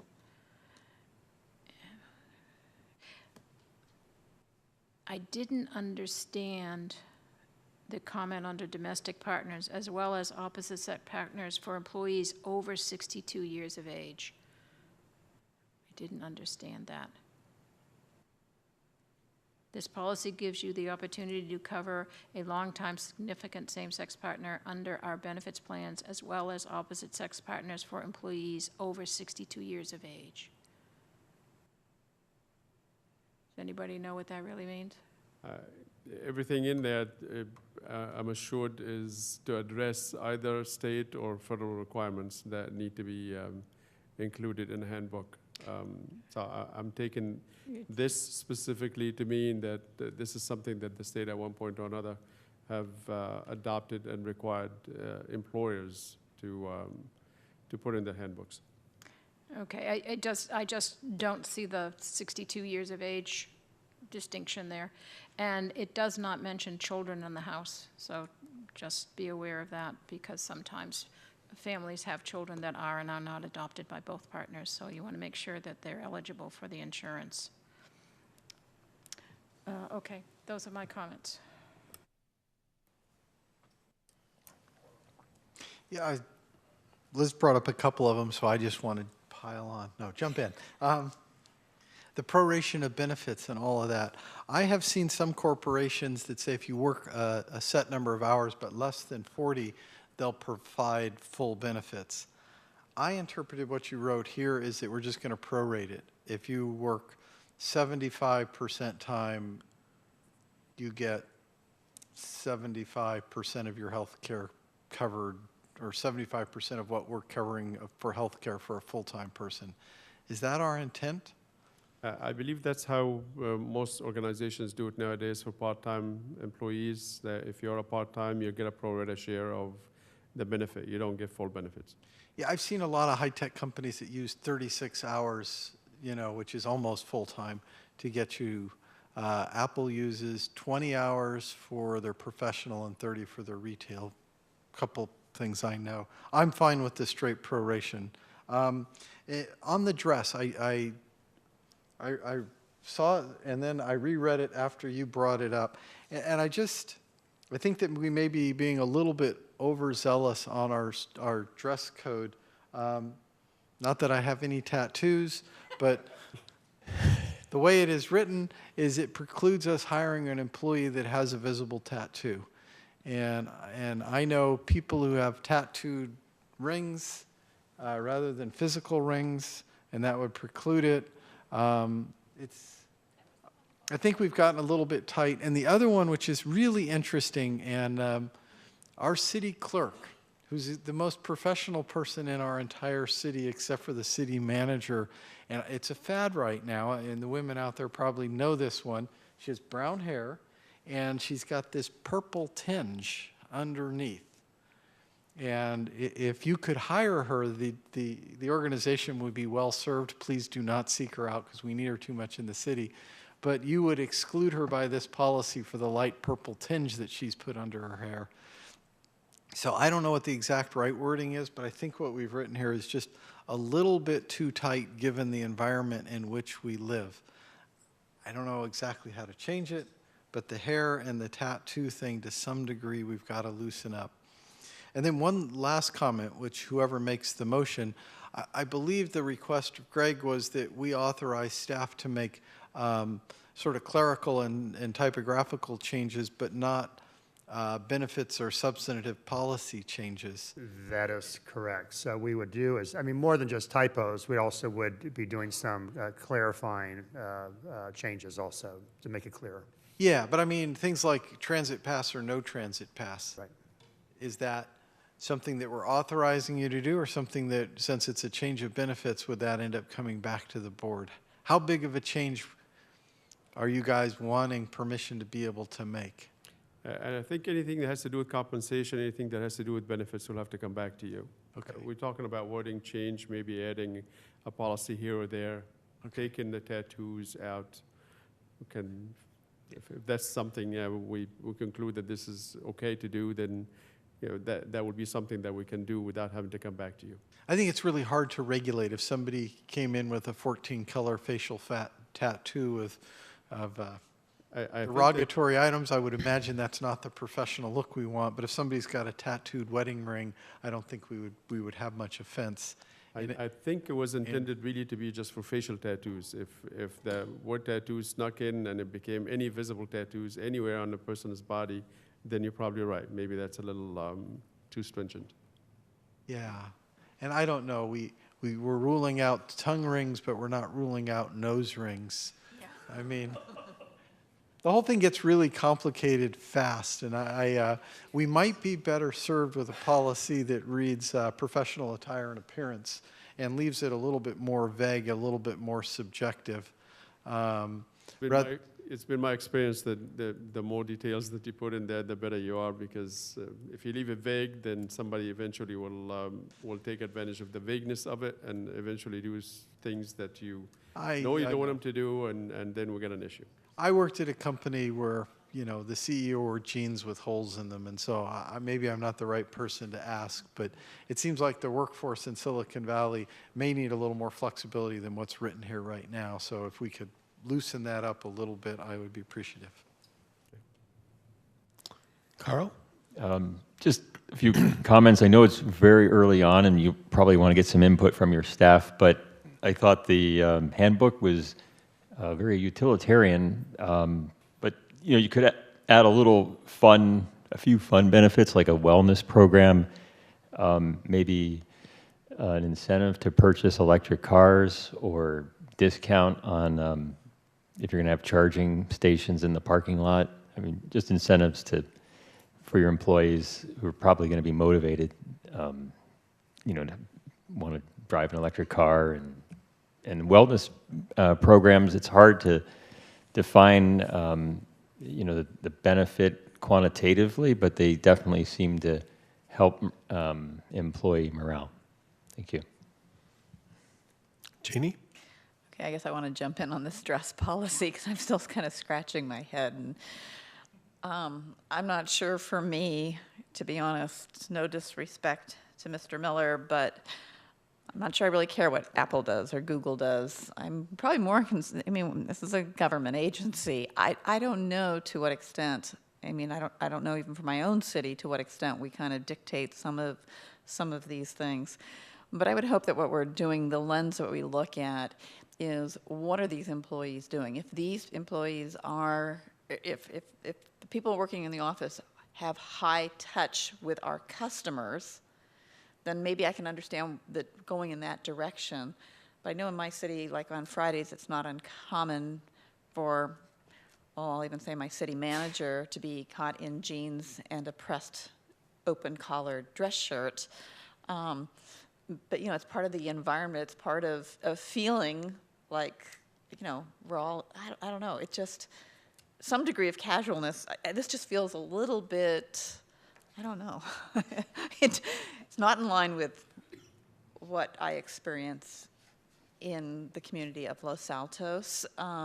Yes, when staff has counter duty, they are definitely dressing for counter duty. But, if you got your day where you're holed up in your office because you're nose to the grindstone, you might be in jeans and a shirt. So I guess I'm not understanding why, but I'm sure if it's based on your experience, I will defer to that. But even facial tattoos, I'm sorry, ladies today are known to tattoo their eyebrows. So is that allowed? We can come up with all these extreme cases, but where are we going with this? It's not extreme. When you mentioned that, a bunch of family members of mine have actually, it's called permanent makeup. Yes, it is permanent. They've tattooed their lips. It's not, it just looks like they're wearing lipstick. Yeah, it's your eyebrows, it's your eyeliner. Yes, tattooing is makeup at this point. I think I've... Just what you wanted to know all about, Tom.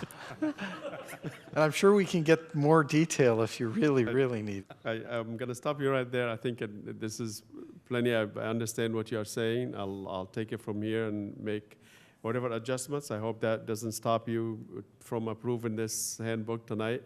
But I understand. I think I got it. And just like most of you, I do like to wear my jeans more often than wearing a suit. So we'll make the adjustments that you asked for. You know, my concern is I took the logo from last month and I tattooed it in a place I can't reveal. And now, what am I going to do, man? We hope it doesn't show in the office. We changed the logo. I mean, sorry. You know, got a gas flame to get rid of. But as you said, it's hidden, so that's between you and your wife. That's right. But you never know when I might stick my tongue out. Excuse me. So, okay. Okay. Sorry about that. Well, we need a little comic relief after that. So, discussion.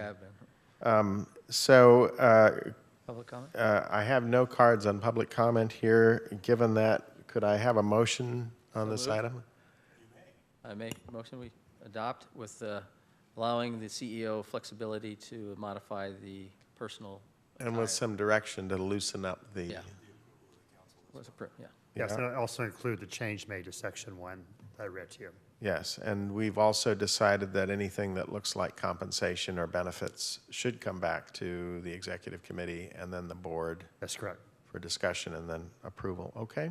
I second that. Thank you very much. Liz? If I may just offer, I really liked Board Member Carl's comment about incentives and wellness programs. So those are compensation related, and I'd be very happy to have those types of things come back when the time is appropriate. Right, so that's in our motion too. All those in favor? Aye? Aye. Opposed? Abstain? Another unanimous vote. Oh, with Director Simidian absent. Thank you very much. Good point. We will move on to the budget update, item 8. Thank you, Mr. Chairman. Last month it was pointed out that we did change our fiscal year from July to June. We switched that to make it from October to September, but we did not actually bring in an update for the budget itself. We are bringing this for discussion today. To the extent that you are fine with the numbers, we can go back and solidify and bring it to you for approval next month. As you can see, obviously by switching into October from October to September, we brought in 6 months where we're actually going to be receiving revenue and paying for supply costs. So you can see the numbers now are getting a little bit bigger than the last budget that you saw. Generally, the revenue as well as the power supply costs that you see here represent somewhere between 25 to 30% of the anticipated full revenue that we're going to get when we are in full operation. So you can take this number and multiply by 100 divided by 25, and you're somewhere close to where we're going to be in full operation. With that, if you have any question on budget or adjustments that you'd like to see, let me know. Otherwise, next month we'll bring this back to you for approval. So could you say a little bit more about the net revenue here? Just to, I mean, when we looked at this at the executive committee, I was very pleasantly surprised at what this story tells us. We funded our reserves, if I understand correctly, and on top of it, we have net revenue, a surplus of $7.2 million. Yes, and I'm certainly hoping that by the end of 2017, we'll be able to retire the guarantee that the 4 cities and the 3 cities in the county are offering. Perhaps we'll be able to retire the need for reserves that we have to borrow from the bank now, right after we sign the supply contracts. And eventually, perhaps within 2 years, we'll be able to not to need the line of credit or the lockbox and all these different things that we have to do because we don't have enough money sitting aside to guarantee the agreements and the contracts that we sign with suppliers. This is obviously, this number is, takes into account some of the numbers that we have seen coming from suppliers, some of the proposals that have been submitted from the supply side. The major contributor to the fact that we have this net revenue is the policy that you've agreed to very early on, which is to keep our rates at only 1% below PG&E. If we've done what other CCAs have done, most recently Peninsula, I think they started at 5% below PG&E. That would probably sucked at not only the $7 million that you see in here, but a couple of, another $3-4 million. So thanks to you and to the wisdom that you saw in just keeping the rates up for the first couple of years until we get to a point where we can, where we have enough money, then we can adjust the rates down to be even more competitive with PG&E. This is certainly very good news. It's wonderful news, and I might ask one more question on total revenue. What opt-out rate is this based on? I think we have adjusted the opt-out rates. We used to have it at 15%. We down that to, I believe, 7 or 8%, if I remember correctly, which is quite a bit high relative to what Peninsula is now is expecting the opt-out to be. So far, they're less than 1% opt-out, but their program's still new. They've just got into the first phase. When the second phase, when they bring all the customers, they may see a little bit more. Okay. And does this assume we bring any direct access customers on board or not? And this assumes no direct access customers coming on board. They're all going to stay where they are. Okay. Jeannie, you had a question? Well, yeah, I'm a little bit curious. A member of the public gave us a handout, you know, that the back 2 pages has Sonoma Clean Power Authority in terms of their operating fund, and we have the same thing for Marin Clean Energy. And when I look at that, I'm trying to understand why, like, for example, their data management is in the $3 million and just above. Yeah, of course. What is the discrepancy between we have a $700,000 line item and the data management is priced on a per customer basis. Mm-hmm. So because in the first 6 months of operation, and it's per customer per month. So in the first 6 months of operation, we're going to have about maybe 40% of the customer coming in phase 1 for 6 months only. And so that's April to October. All we have is phase 1. Another 30% for only 3 months. And because we're not going for the entire year paying for data management, we're only paying for 6 months from the start of operation in April until the end of the fiscal year in September. Because of that, and because the payment to the data management people is based on a per customer per month, that's why the number that you see here is much smaller.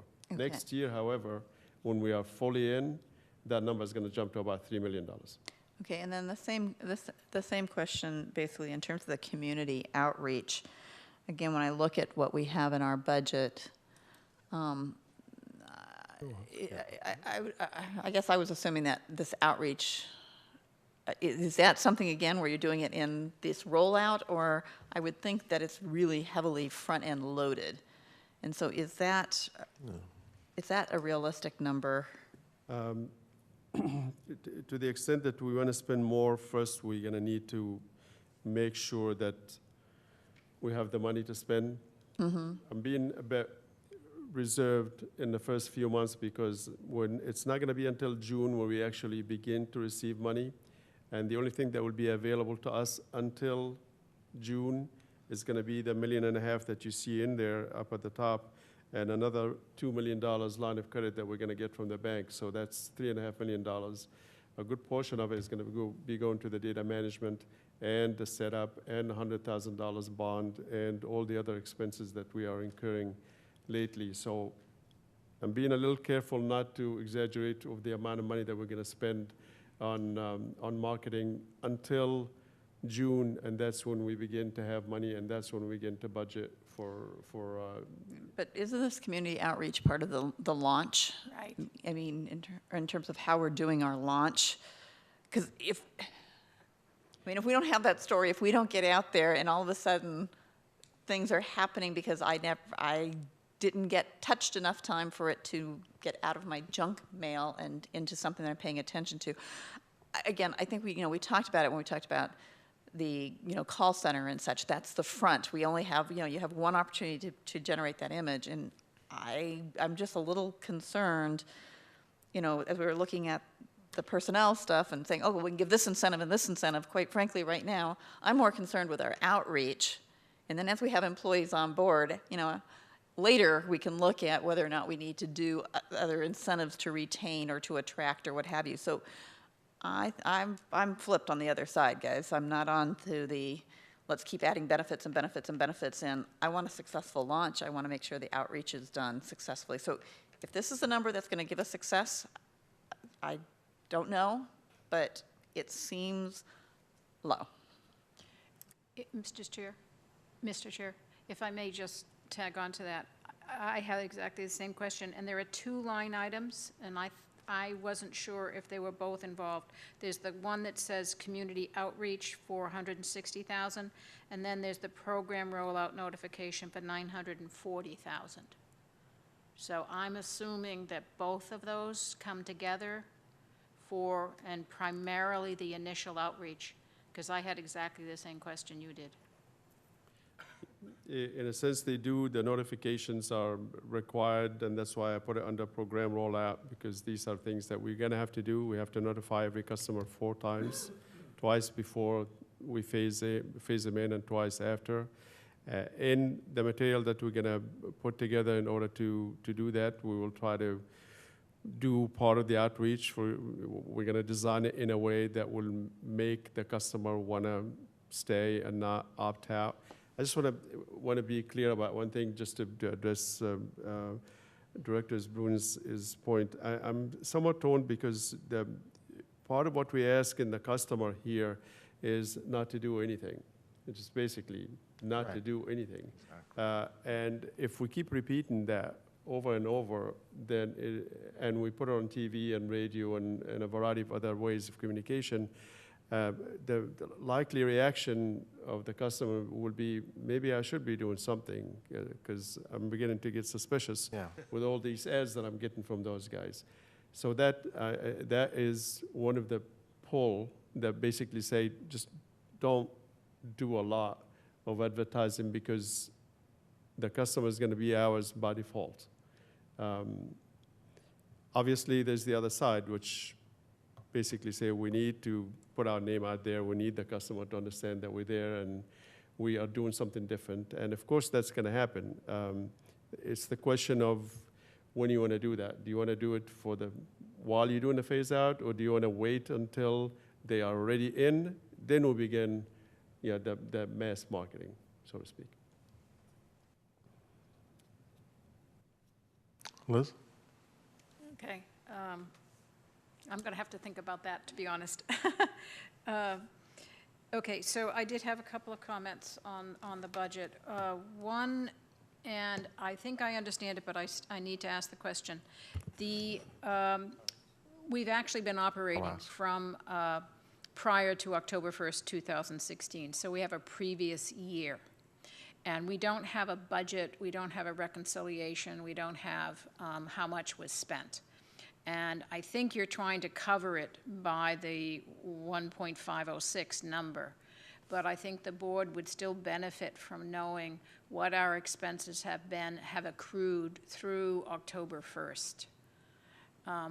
I don't know if anybody else follows me on that, but it seems to me that we need to track where the money was spent prior to this, if you will, full fiscal year. And then 2 is, I think that we should plan on having a standard 6-month or mid-year adjustment in the budget to track how the money has in fact gone in and out.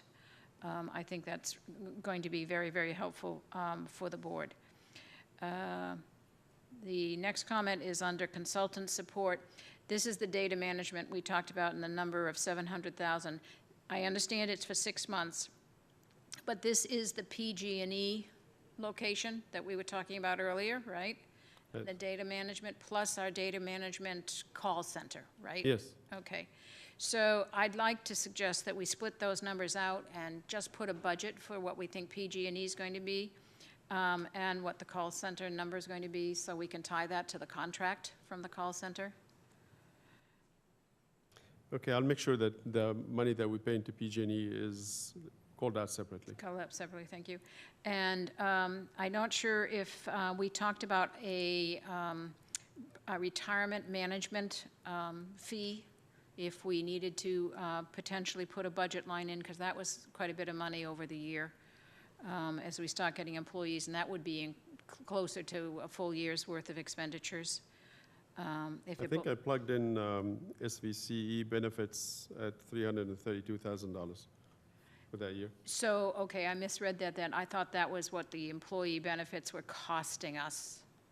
Yeah, isn't Okay. that what you're asking? No, the retirement proposal that we saw at the executive committee had quite a bit of fee involved in it that the JPA was going to be paying, and I just wanted to make sure there was a line item recognizing that we might have to pay consultant fees for that, because we were paying it, not the employee. Okay, I think I understand.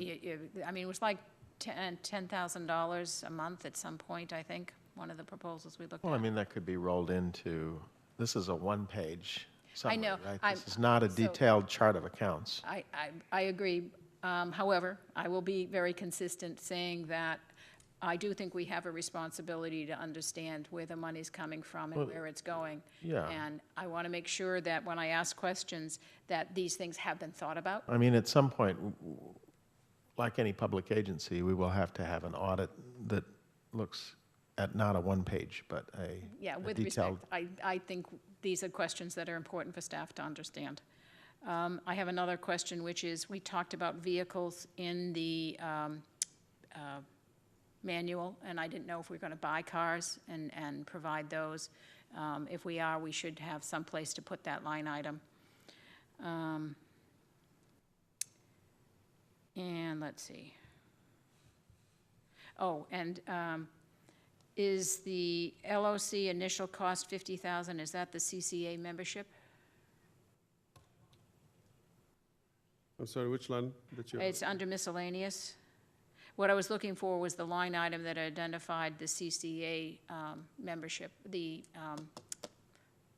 This is the line of credit. Okay, cost. so where might we have the 50,000 or 30,000 for the CCA association? That's a good question. I don't have it in here. I just want to make a point, because we can go through this for a while. This is going to change drastically, I would say, in about 6 months, because one of the things that is happening is a lot of large customers now are opting in early. Mm-hmm. That will make a sizable change in the revenue and expenses coming in for an additional 3 months. Mm-hmm. That isn't included here because that hasn't been plugged in. When we sign the contracts with the suppliers, I guarantee you there will be more changes in here. The biggest change is likely to happen when we bring in a director for finance and administrative services, and that person then will put a budget together that would look like the kind of budget that you are more accustomed to. Okay. This is stuff that I've done on a spreadsheet in my office. Okay. And it's certainly not a typical budget that any of you here is accustomed to. I guarantee you it will change, and it will be in a shape that you believe is the right shape to be in. Okay, well, I appreciate that very much. I'm just trying to check and make sure we haven't missed any oopses in the meantime. And again, I would say that based on what you said, makes me feel quite comfortable that we do need to plan on having a budget update in 6 months. Or most sooner, likely earlier. if not sooner, when you propose with the finance director. Thank you.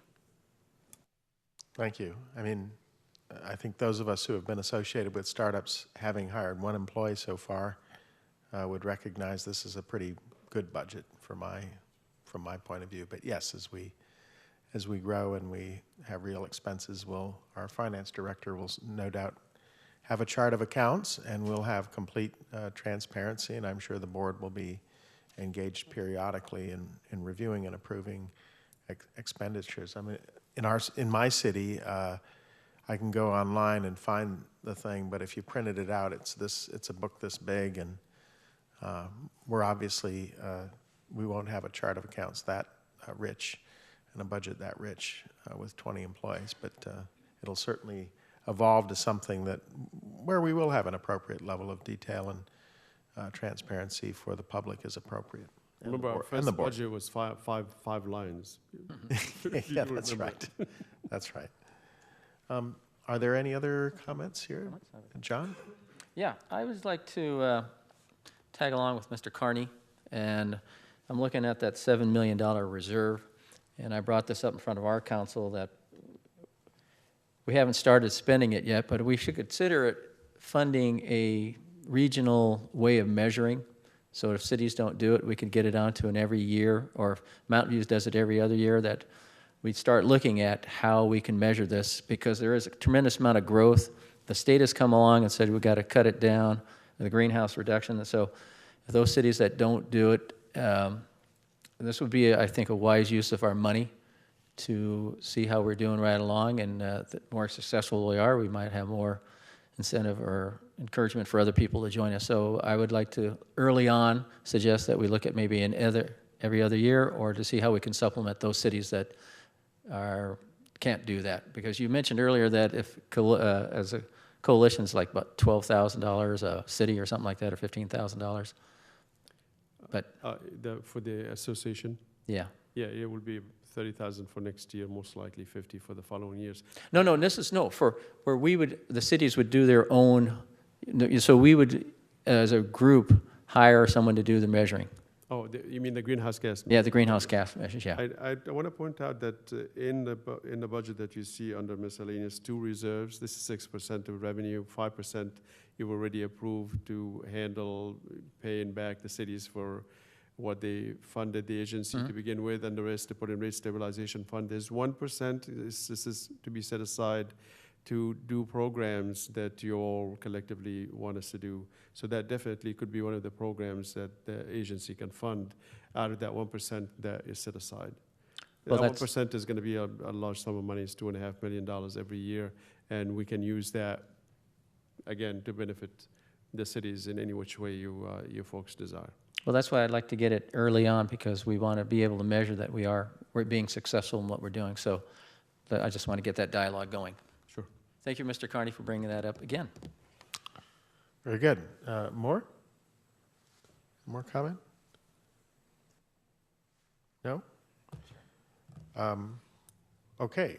I think there's no action there on the budget, so, and I have no public comment on item 8. So we will move on to item 9, an update on our commercial customers and the progress we've made. Thank you, Chairs. Thanks, members of the board.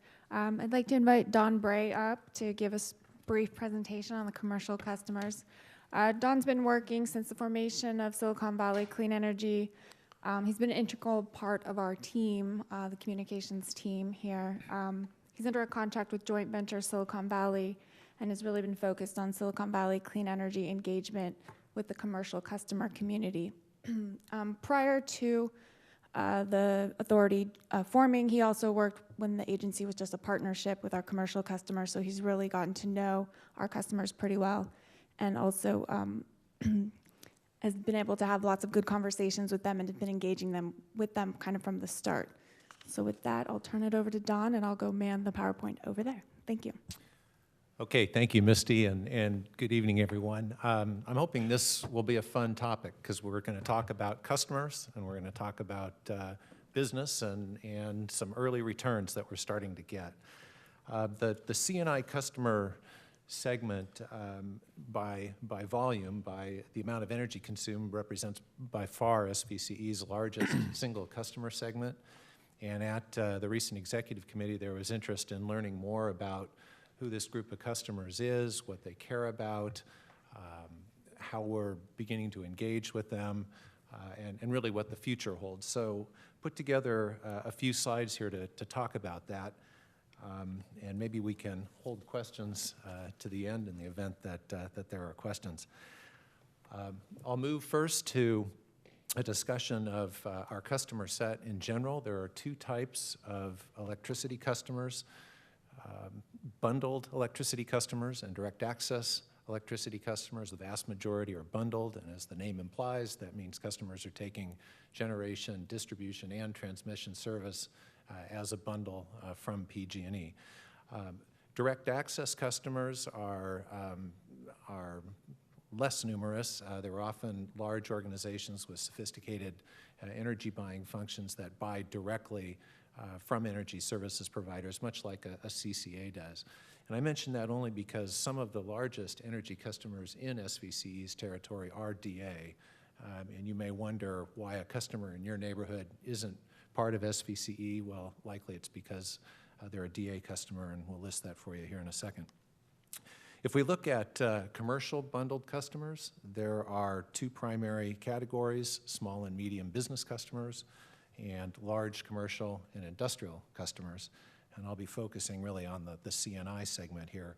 1,200 customer accounts across about 600 individual customers. Some of the biggest customers have multiple accounts. And this group represents 39% of SVCE's overall load. And if you drill into that 600, there's a big Pareto going on. The top 50 or 100 customers represent probably 90% of that 39%. So it's really important that we get to know these folks and establish a relationship. See if I can make the slides work here. Great. So listed on the right here are the top 50 electricity customers in SVCE's service territory. We've listed both direct access and bundled customers for the sake of completeness. It's important to note that usage data is highly confidential, so we can't give you kilowatt-hour numbers, but we are showing you a relative ranking of the biggest among the big, and you'll recognize a lot of the names here. We had to take some artistic license with this map. We're trying to show where the customers are. Many of the customers are in more than one location, but probably the key takeaways here are that large customers are spread across our entire service territory, Mountain View down through Gilroy.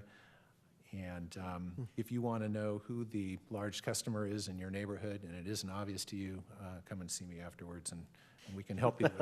We can help you with who your bubbles are if you want.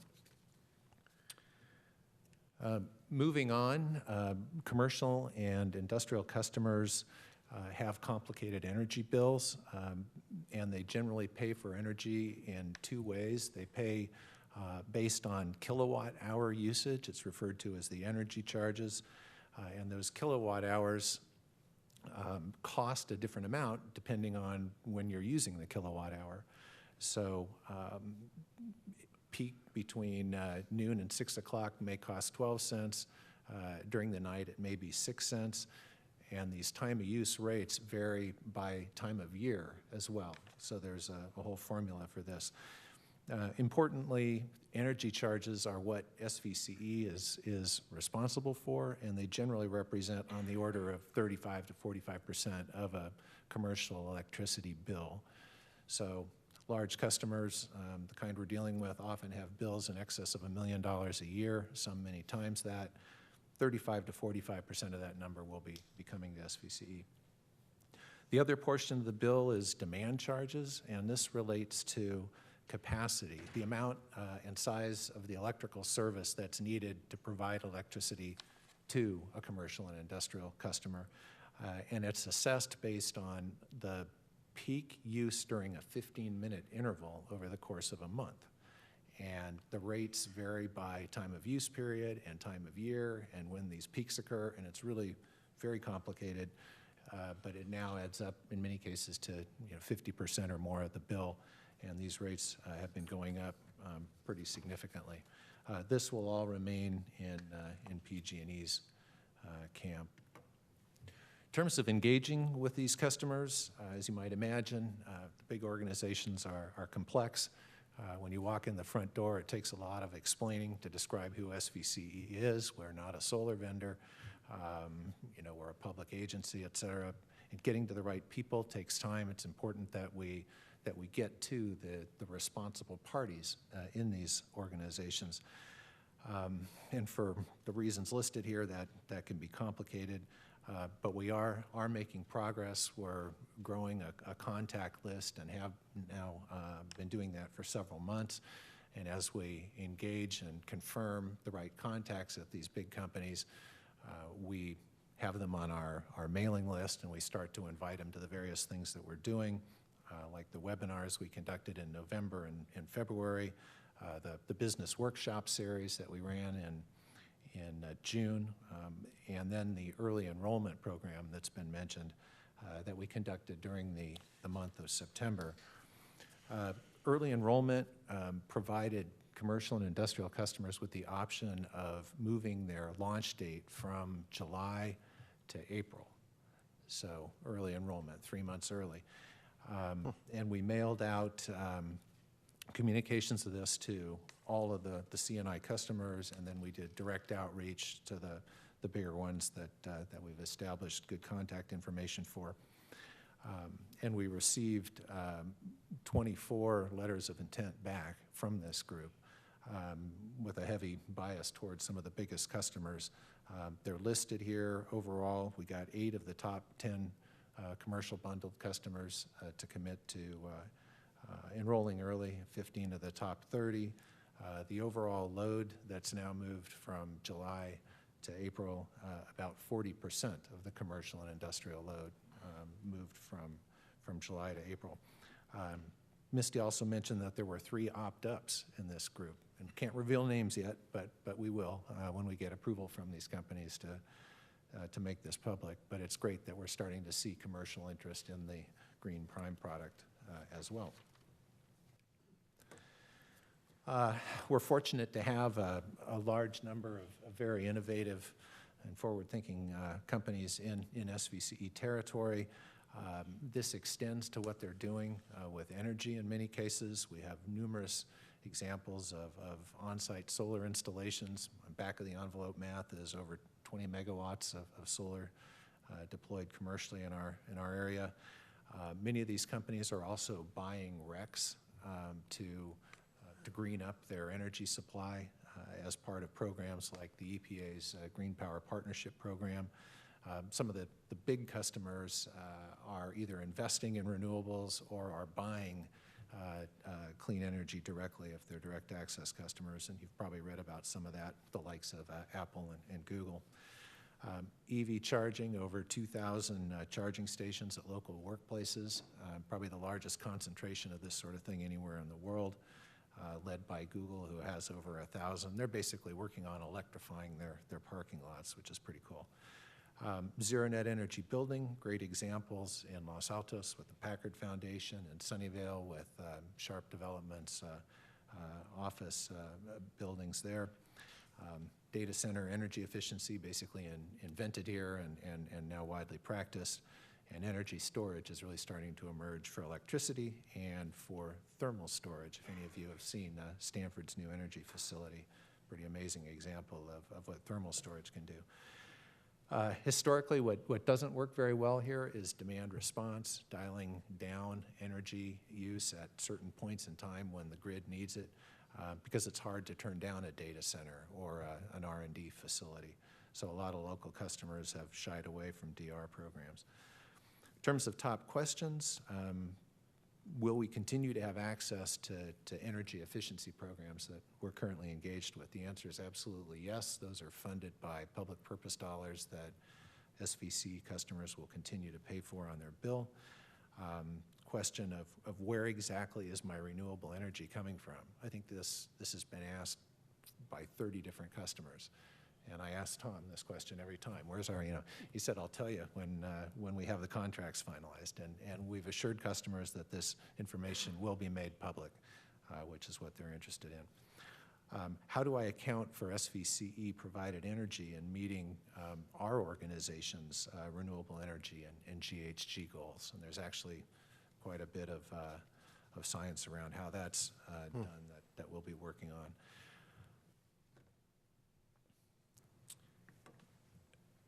I don't know that everybody knows this. I really kind of got involved in this a few years ago and was surprised by the extent to which many large corporations are formally reporting on their carbon emissions. And they're doing that to major public registries like the Carbon Disclosure Project. Now about 70% of the S&P 500 reports to this public registry that's global. So big companies are taking this seriously. Big companies will also issue corporate social responsibility reports annually or biannually that talk about their renewable energy goals. We've listed a few examples here from some recent CSR reports. We could have had 100 examples like this if we looked long enough, but this just gives you some indication of what some of our bigger local companies are thinking about energy-wise. So in summary, C&I customers are a big part of the SVCE landscape, and these customers are generally aligned well with SVCE's goals for GHG reduction and energy systems transformation in terms of the goals that they themselves have set for their organization, as well as the investments that they're making in clean energy and energy technology. Importantly, SVCE's value proposition is really resonating with these folks. These companies are excited about this development, as evidenced by the subscription to the early enrollment program. And ultimately here, there really is a great opportunity to work proactively with this segment, as a partner in transforming the way we use energy broadly across the community and in all sectors, commercial, institutional, and residential. So that's my update. Happy to take questions if people have them. So thank you very much. So this is phenomenal, and you have, if I go back to page 3, if I don't count DA customers in that very top category, you have all 4 of the non-DA customers who have opted into our program early. And in the second tier, all but 1 of them. So 1, 2, 3, 4 in the first and 5 in the second. This is phenomenal. You folks have been busy. We don't need to hire any staff, I guess. Oh, yes, we do. Yes. Well, I understand. I mean, but It's a keeper, though. what do you attribute your success and penetration? Sounds to me like you're getting in to see the folks you need to see. Yeah, and I mean, this is a brick by brick exercise that we've been working on now for several months. You got a lot of bricks here. Yeah, and the thing that maybe I'm most pleased about is that we really have good geographic representation here too. We've got great South County participation in this. OLAM, I don't know if anyone here knows who OLAM is. I didn't before. I assure you Dan knows who OLAM is. But, yeah, they're a big onion and garlic processor. If you drive, is it 152? There's a huge factory off to the right. And yeah, so we've made the right connections there. They're energy managers in Fresno. Anyway, I mean, these are the sorts of things you have to discover. But they have a goal for this, and they're very interested in signing up.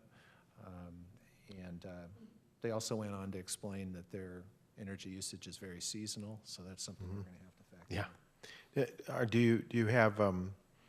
Do you expect us to bring aboard any direct access customers in the first year?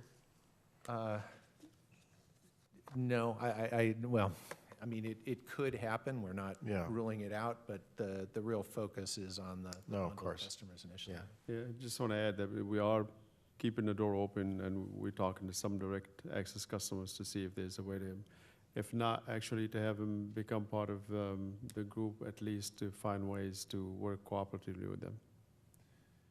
Thank you. John? Yeah, how do municipalities stack up against some of these big companies? Great question. And there would be I don't know, 2 or 3 municipalities that would actually make this list. And I think Sunnyvale was the biggest, and possibly Mountain View was second. I can't remember exactly where it fell, but Sunnyvale definitely would have been on this list. Another big public facility that would be on here is the water treatment plant down in Gilroy, right? Gilroy, yeah. SCW, Scraw, yeah. Yeah, they would be on the list as well. So are you including them at all, the municipalities on these numbers at all, or you don't have them as a category? No, they're automatically going in the first phase. So Yeah, I thought we already agreed to that. yeah. So we did not include them in here. Another big one is the county of Santa Clara has medical facilities. Oh, yeah. That are a major user, but they're going in the first phase as well, so they're not shown on here. These are all commercial. Okay, thank you.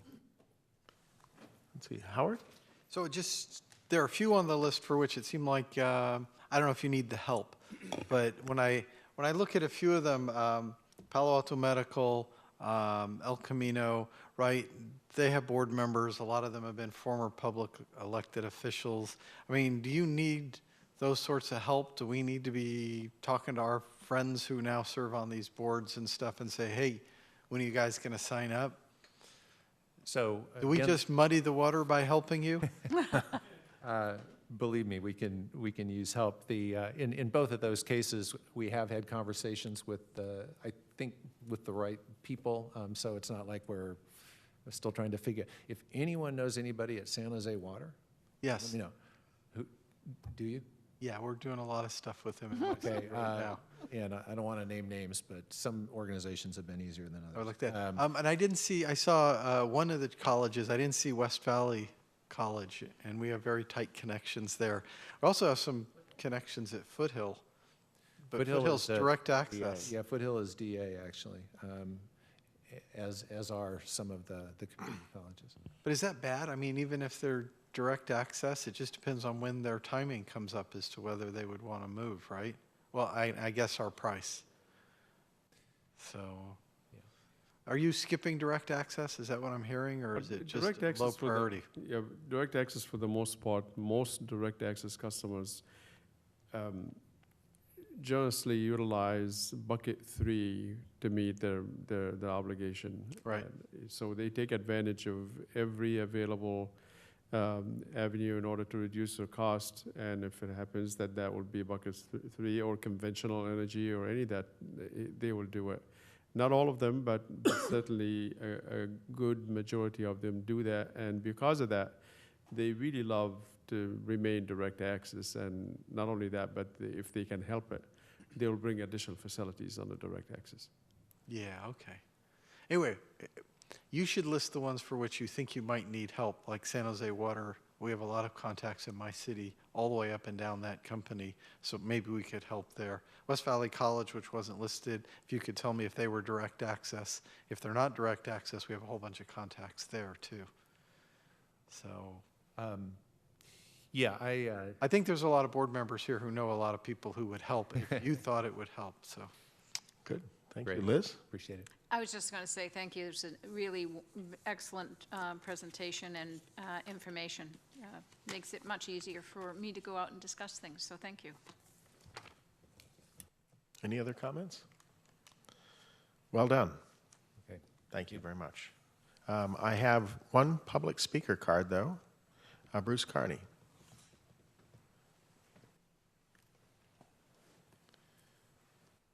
Thank you, Bruce Carney.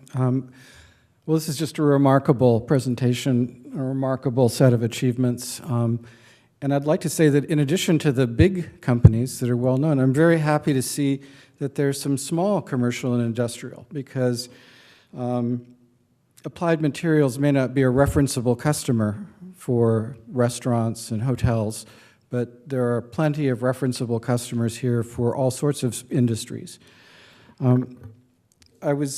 The reason I put my card in to come and speak was when Don said the question, where exactly is my renewable energy coming from, was something that everyone asked and something that as soon as we have contracts in place, he'll be able to answer. And it triggered a thought that I've had since we learned that we're going to have a 100% greenhouse gas-free default product and then a 100% California-eligible renewable product as our opt-up. Trying to explain the difference between those two things to an average man on the street is very, very difficult. And as a marketing professional, I think about, well, what's the differentiation? How do we quickly explain what these two things are and why you might want to pay more for the opt-up product than the default?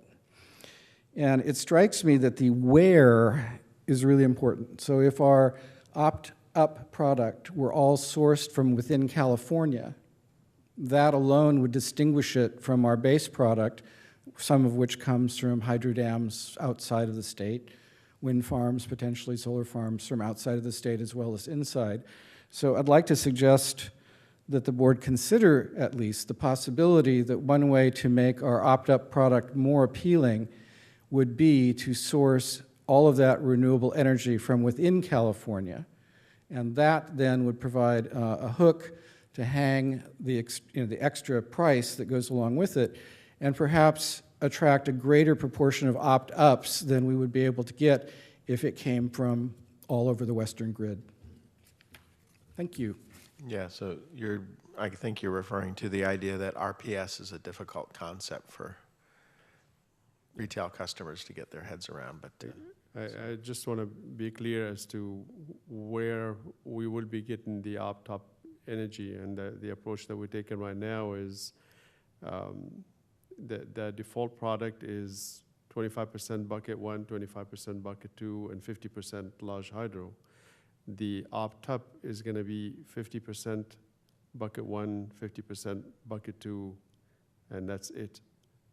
So it will be actually very difficult to implement the California-only resource, because that's going to make the price or the premium that we're going to have to charge for the opt-up a lot more than 1 cent, actually a lot more than even 2 cents per kilowatt hour, because if you remember, bucket 1 comes either from California or you could schedule it to California.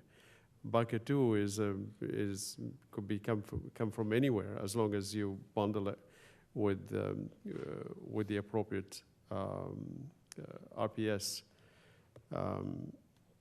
That's very different, and the premium for that is going to be roughly around 0.8, 0.9 cents a kilowatt hour if you split the opt-up between these two different sources of energy. If we adopt something that will be only California type, then we're looking at something considerably much higher as far as the premium is concerned. Thank you. Seeing no other cards, I'll close the public hearing. Seeing no other board comments, we can move on to board member announcements. Are there any announcements here? John? Yeah, I was fortunate. I went down to the California League of Cities last week and went to a little seminar on renewable energy, and I did learn that there are RCFs, renewable carbon free. And it was interesting that they go to dairies and slaughter fields to get this RCF. So is it really true that if they go to a dairy and reclaim some of their gases there, that it's carbon free? I think in some cases you can capture the gas and use it to generate electricity, and that's how you get a renewable. Carbon free? Yeah. Okay. Oh, don't you have to burn methane? Well, you have to burn it, but it's considered renewable because you capture the gas and don't let it go up in the air. You just use it. But I guess you do. I don't know if it's going to be carbon free, and that is probably a question that we have to get an answer to. Once you burn the gas and you generate electricity, somehow you're going to end up getting some CO2. Maybe you can capture the CO2 and do something with it. I'm not up to that part of the technology, I guess. Okay. I'll announce that to represent this body at Peninsula Clean Energy's launch on Thursday, October 6th, I went up, watched them throw the big switch. We're going to have a bit better switch at our launch. with some, it's going to have to arc and spark and do great things. But it was a wonderful thing. You had community members who spoke, as well as folks that created this, and you know, this is all working out, I think, amazingly well. We all asked a few years ago when Jim Griffith first brought this to the Cities Association, what's the catch? And what we're learning is, while you know, this is there's a lot of work to do. It's straightforward work, and the returns are looking to bring big benefits for our climate action plans and all. So we can all celebrate Peninsula Clean Energy's launch on their aggressive schedule, and look forward to ours next spring. Any other comments? If not, we stand adjourned to our next regular meeting. Oh, I'm sorry, Rob? I was just going to add to the comment about I think it's probably, instead of carbon-free, it's probably carbon neutral. And I think the reason is because as a greenhouse gas absorber, methane, when it's in the air, it absorbs and holds the greenhouse gas much more than carbon does. So to actually burn the methane, you get energy out of it, and yes, you produce carbon dioxide, but the carbon dioxide is a lower energy absorber than the methane is. So that's why that works. Thank you. We stand adjourned.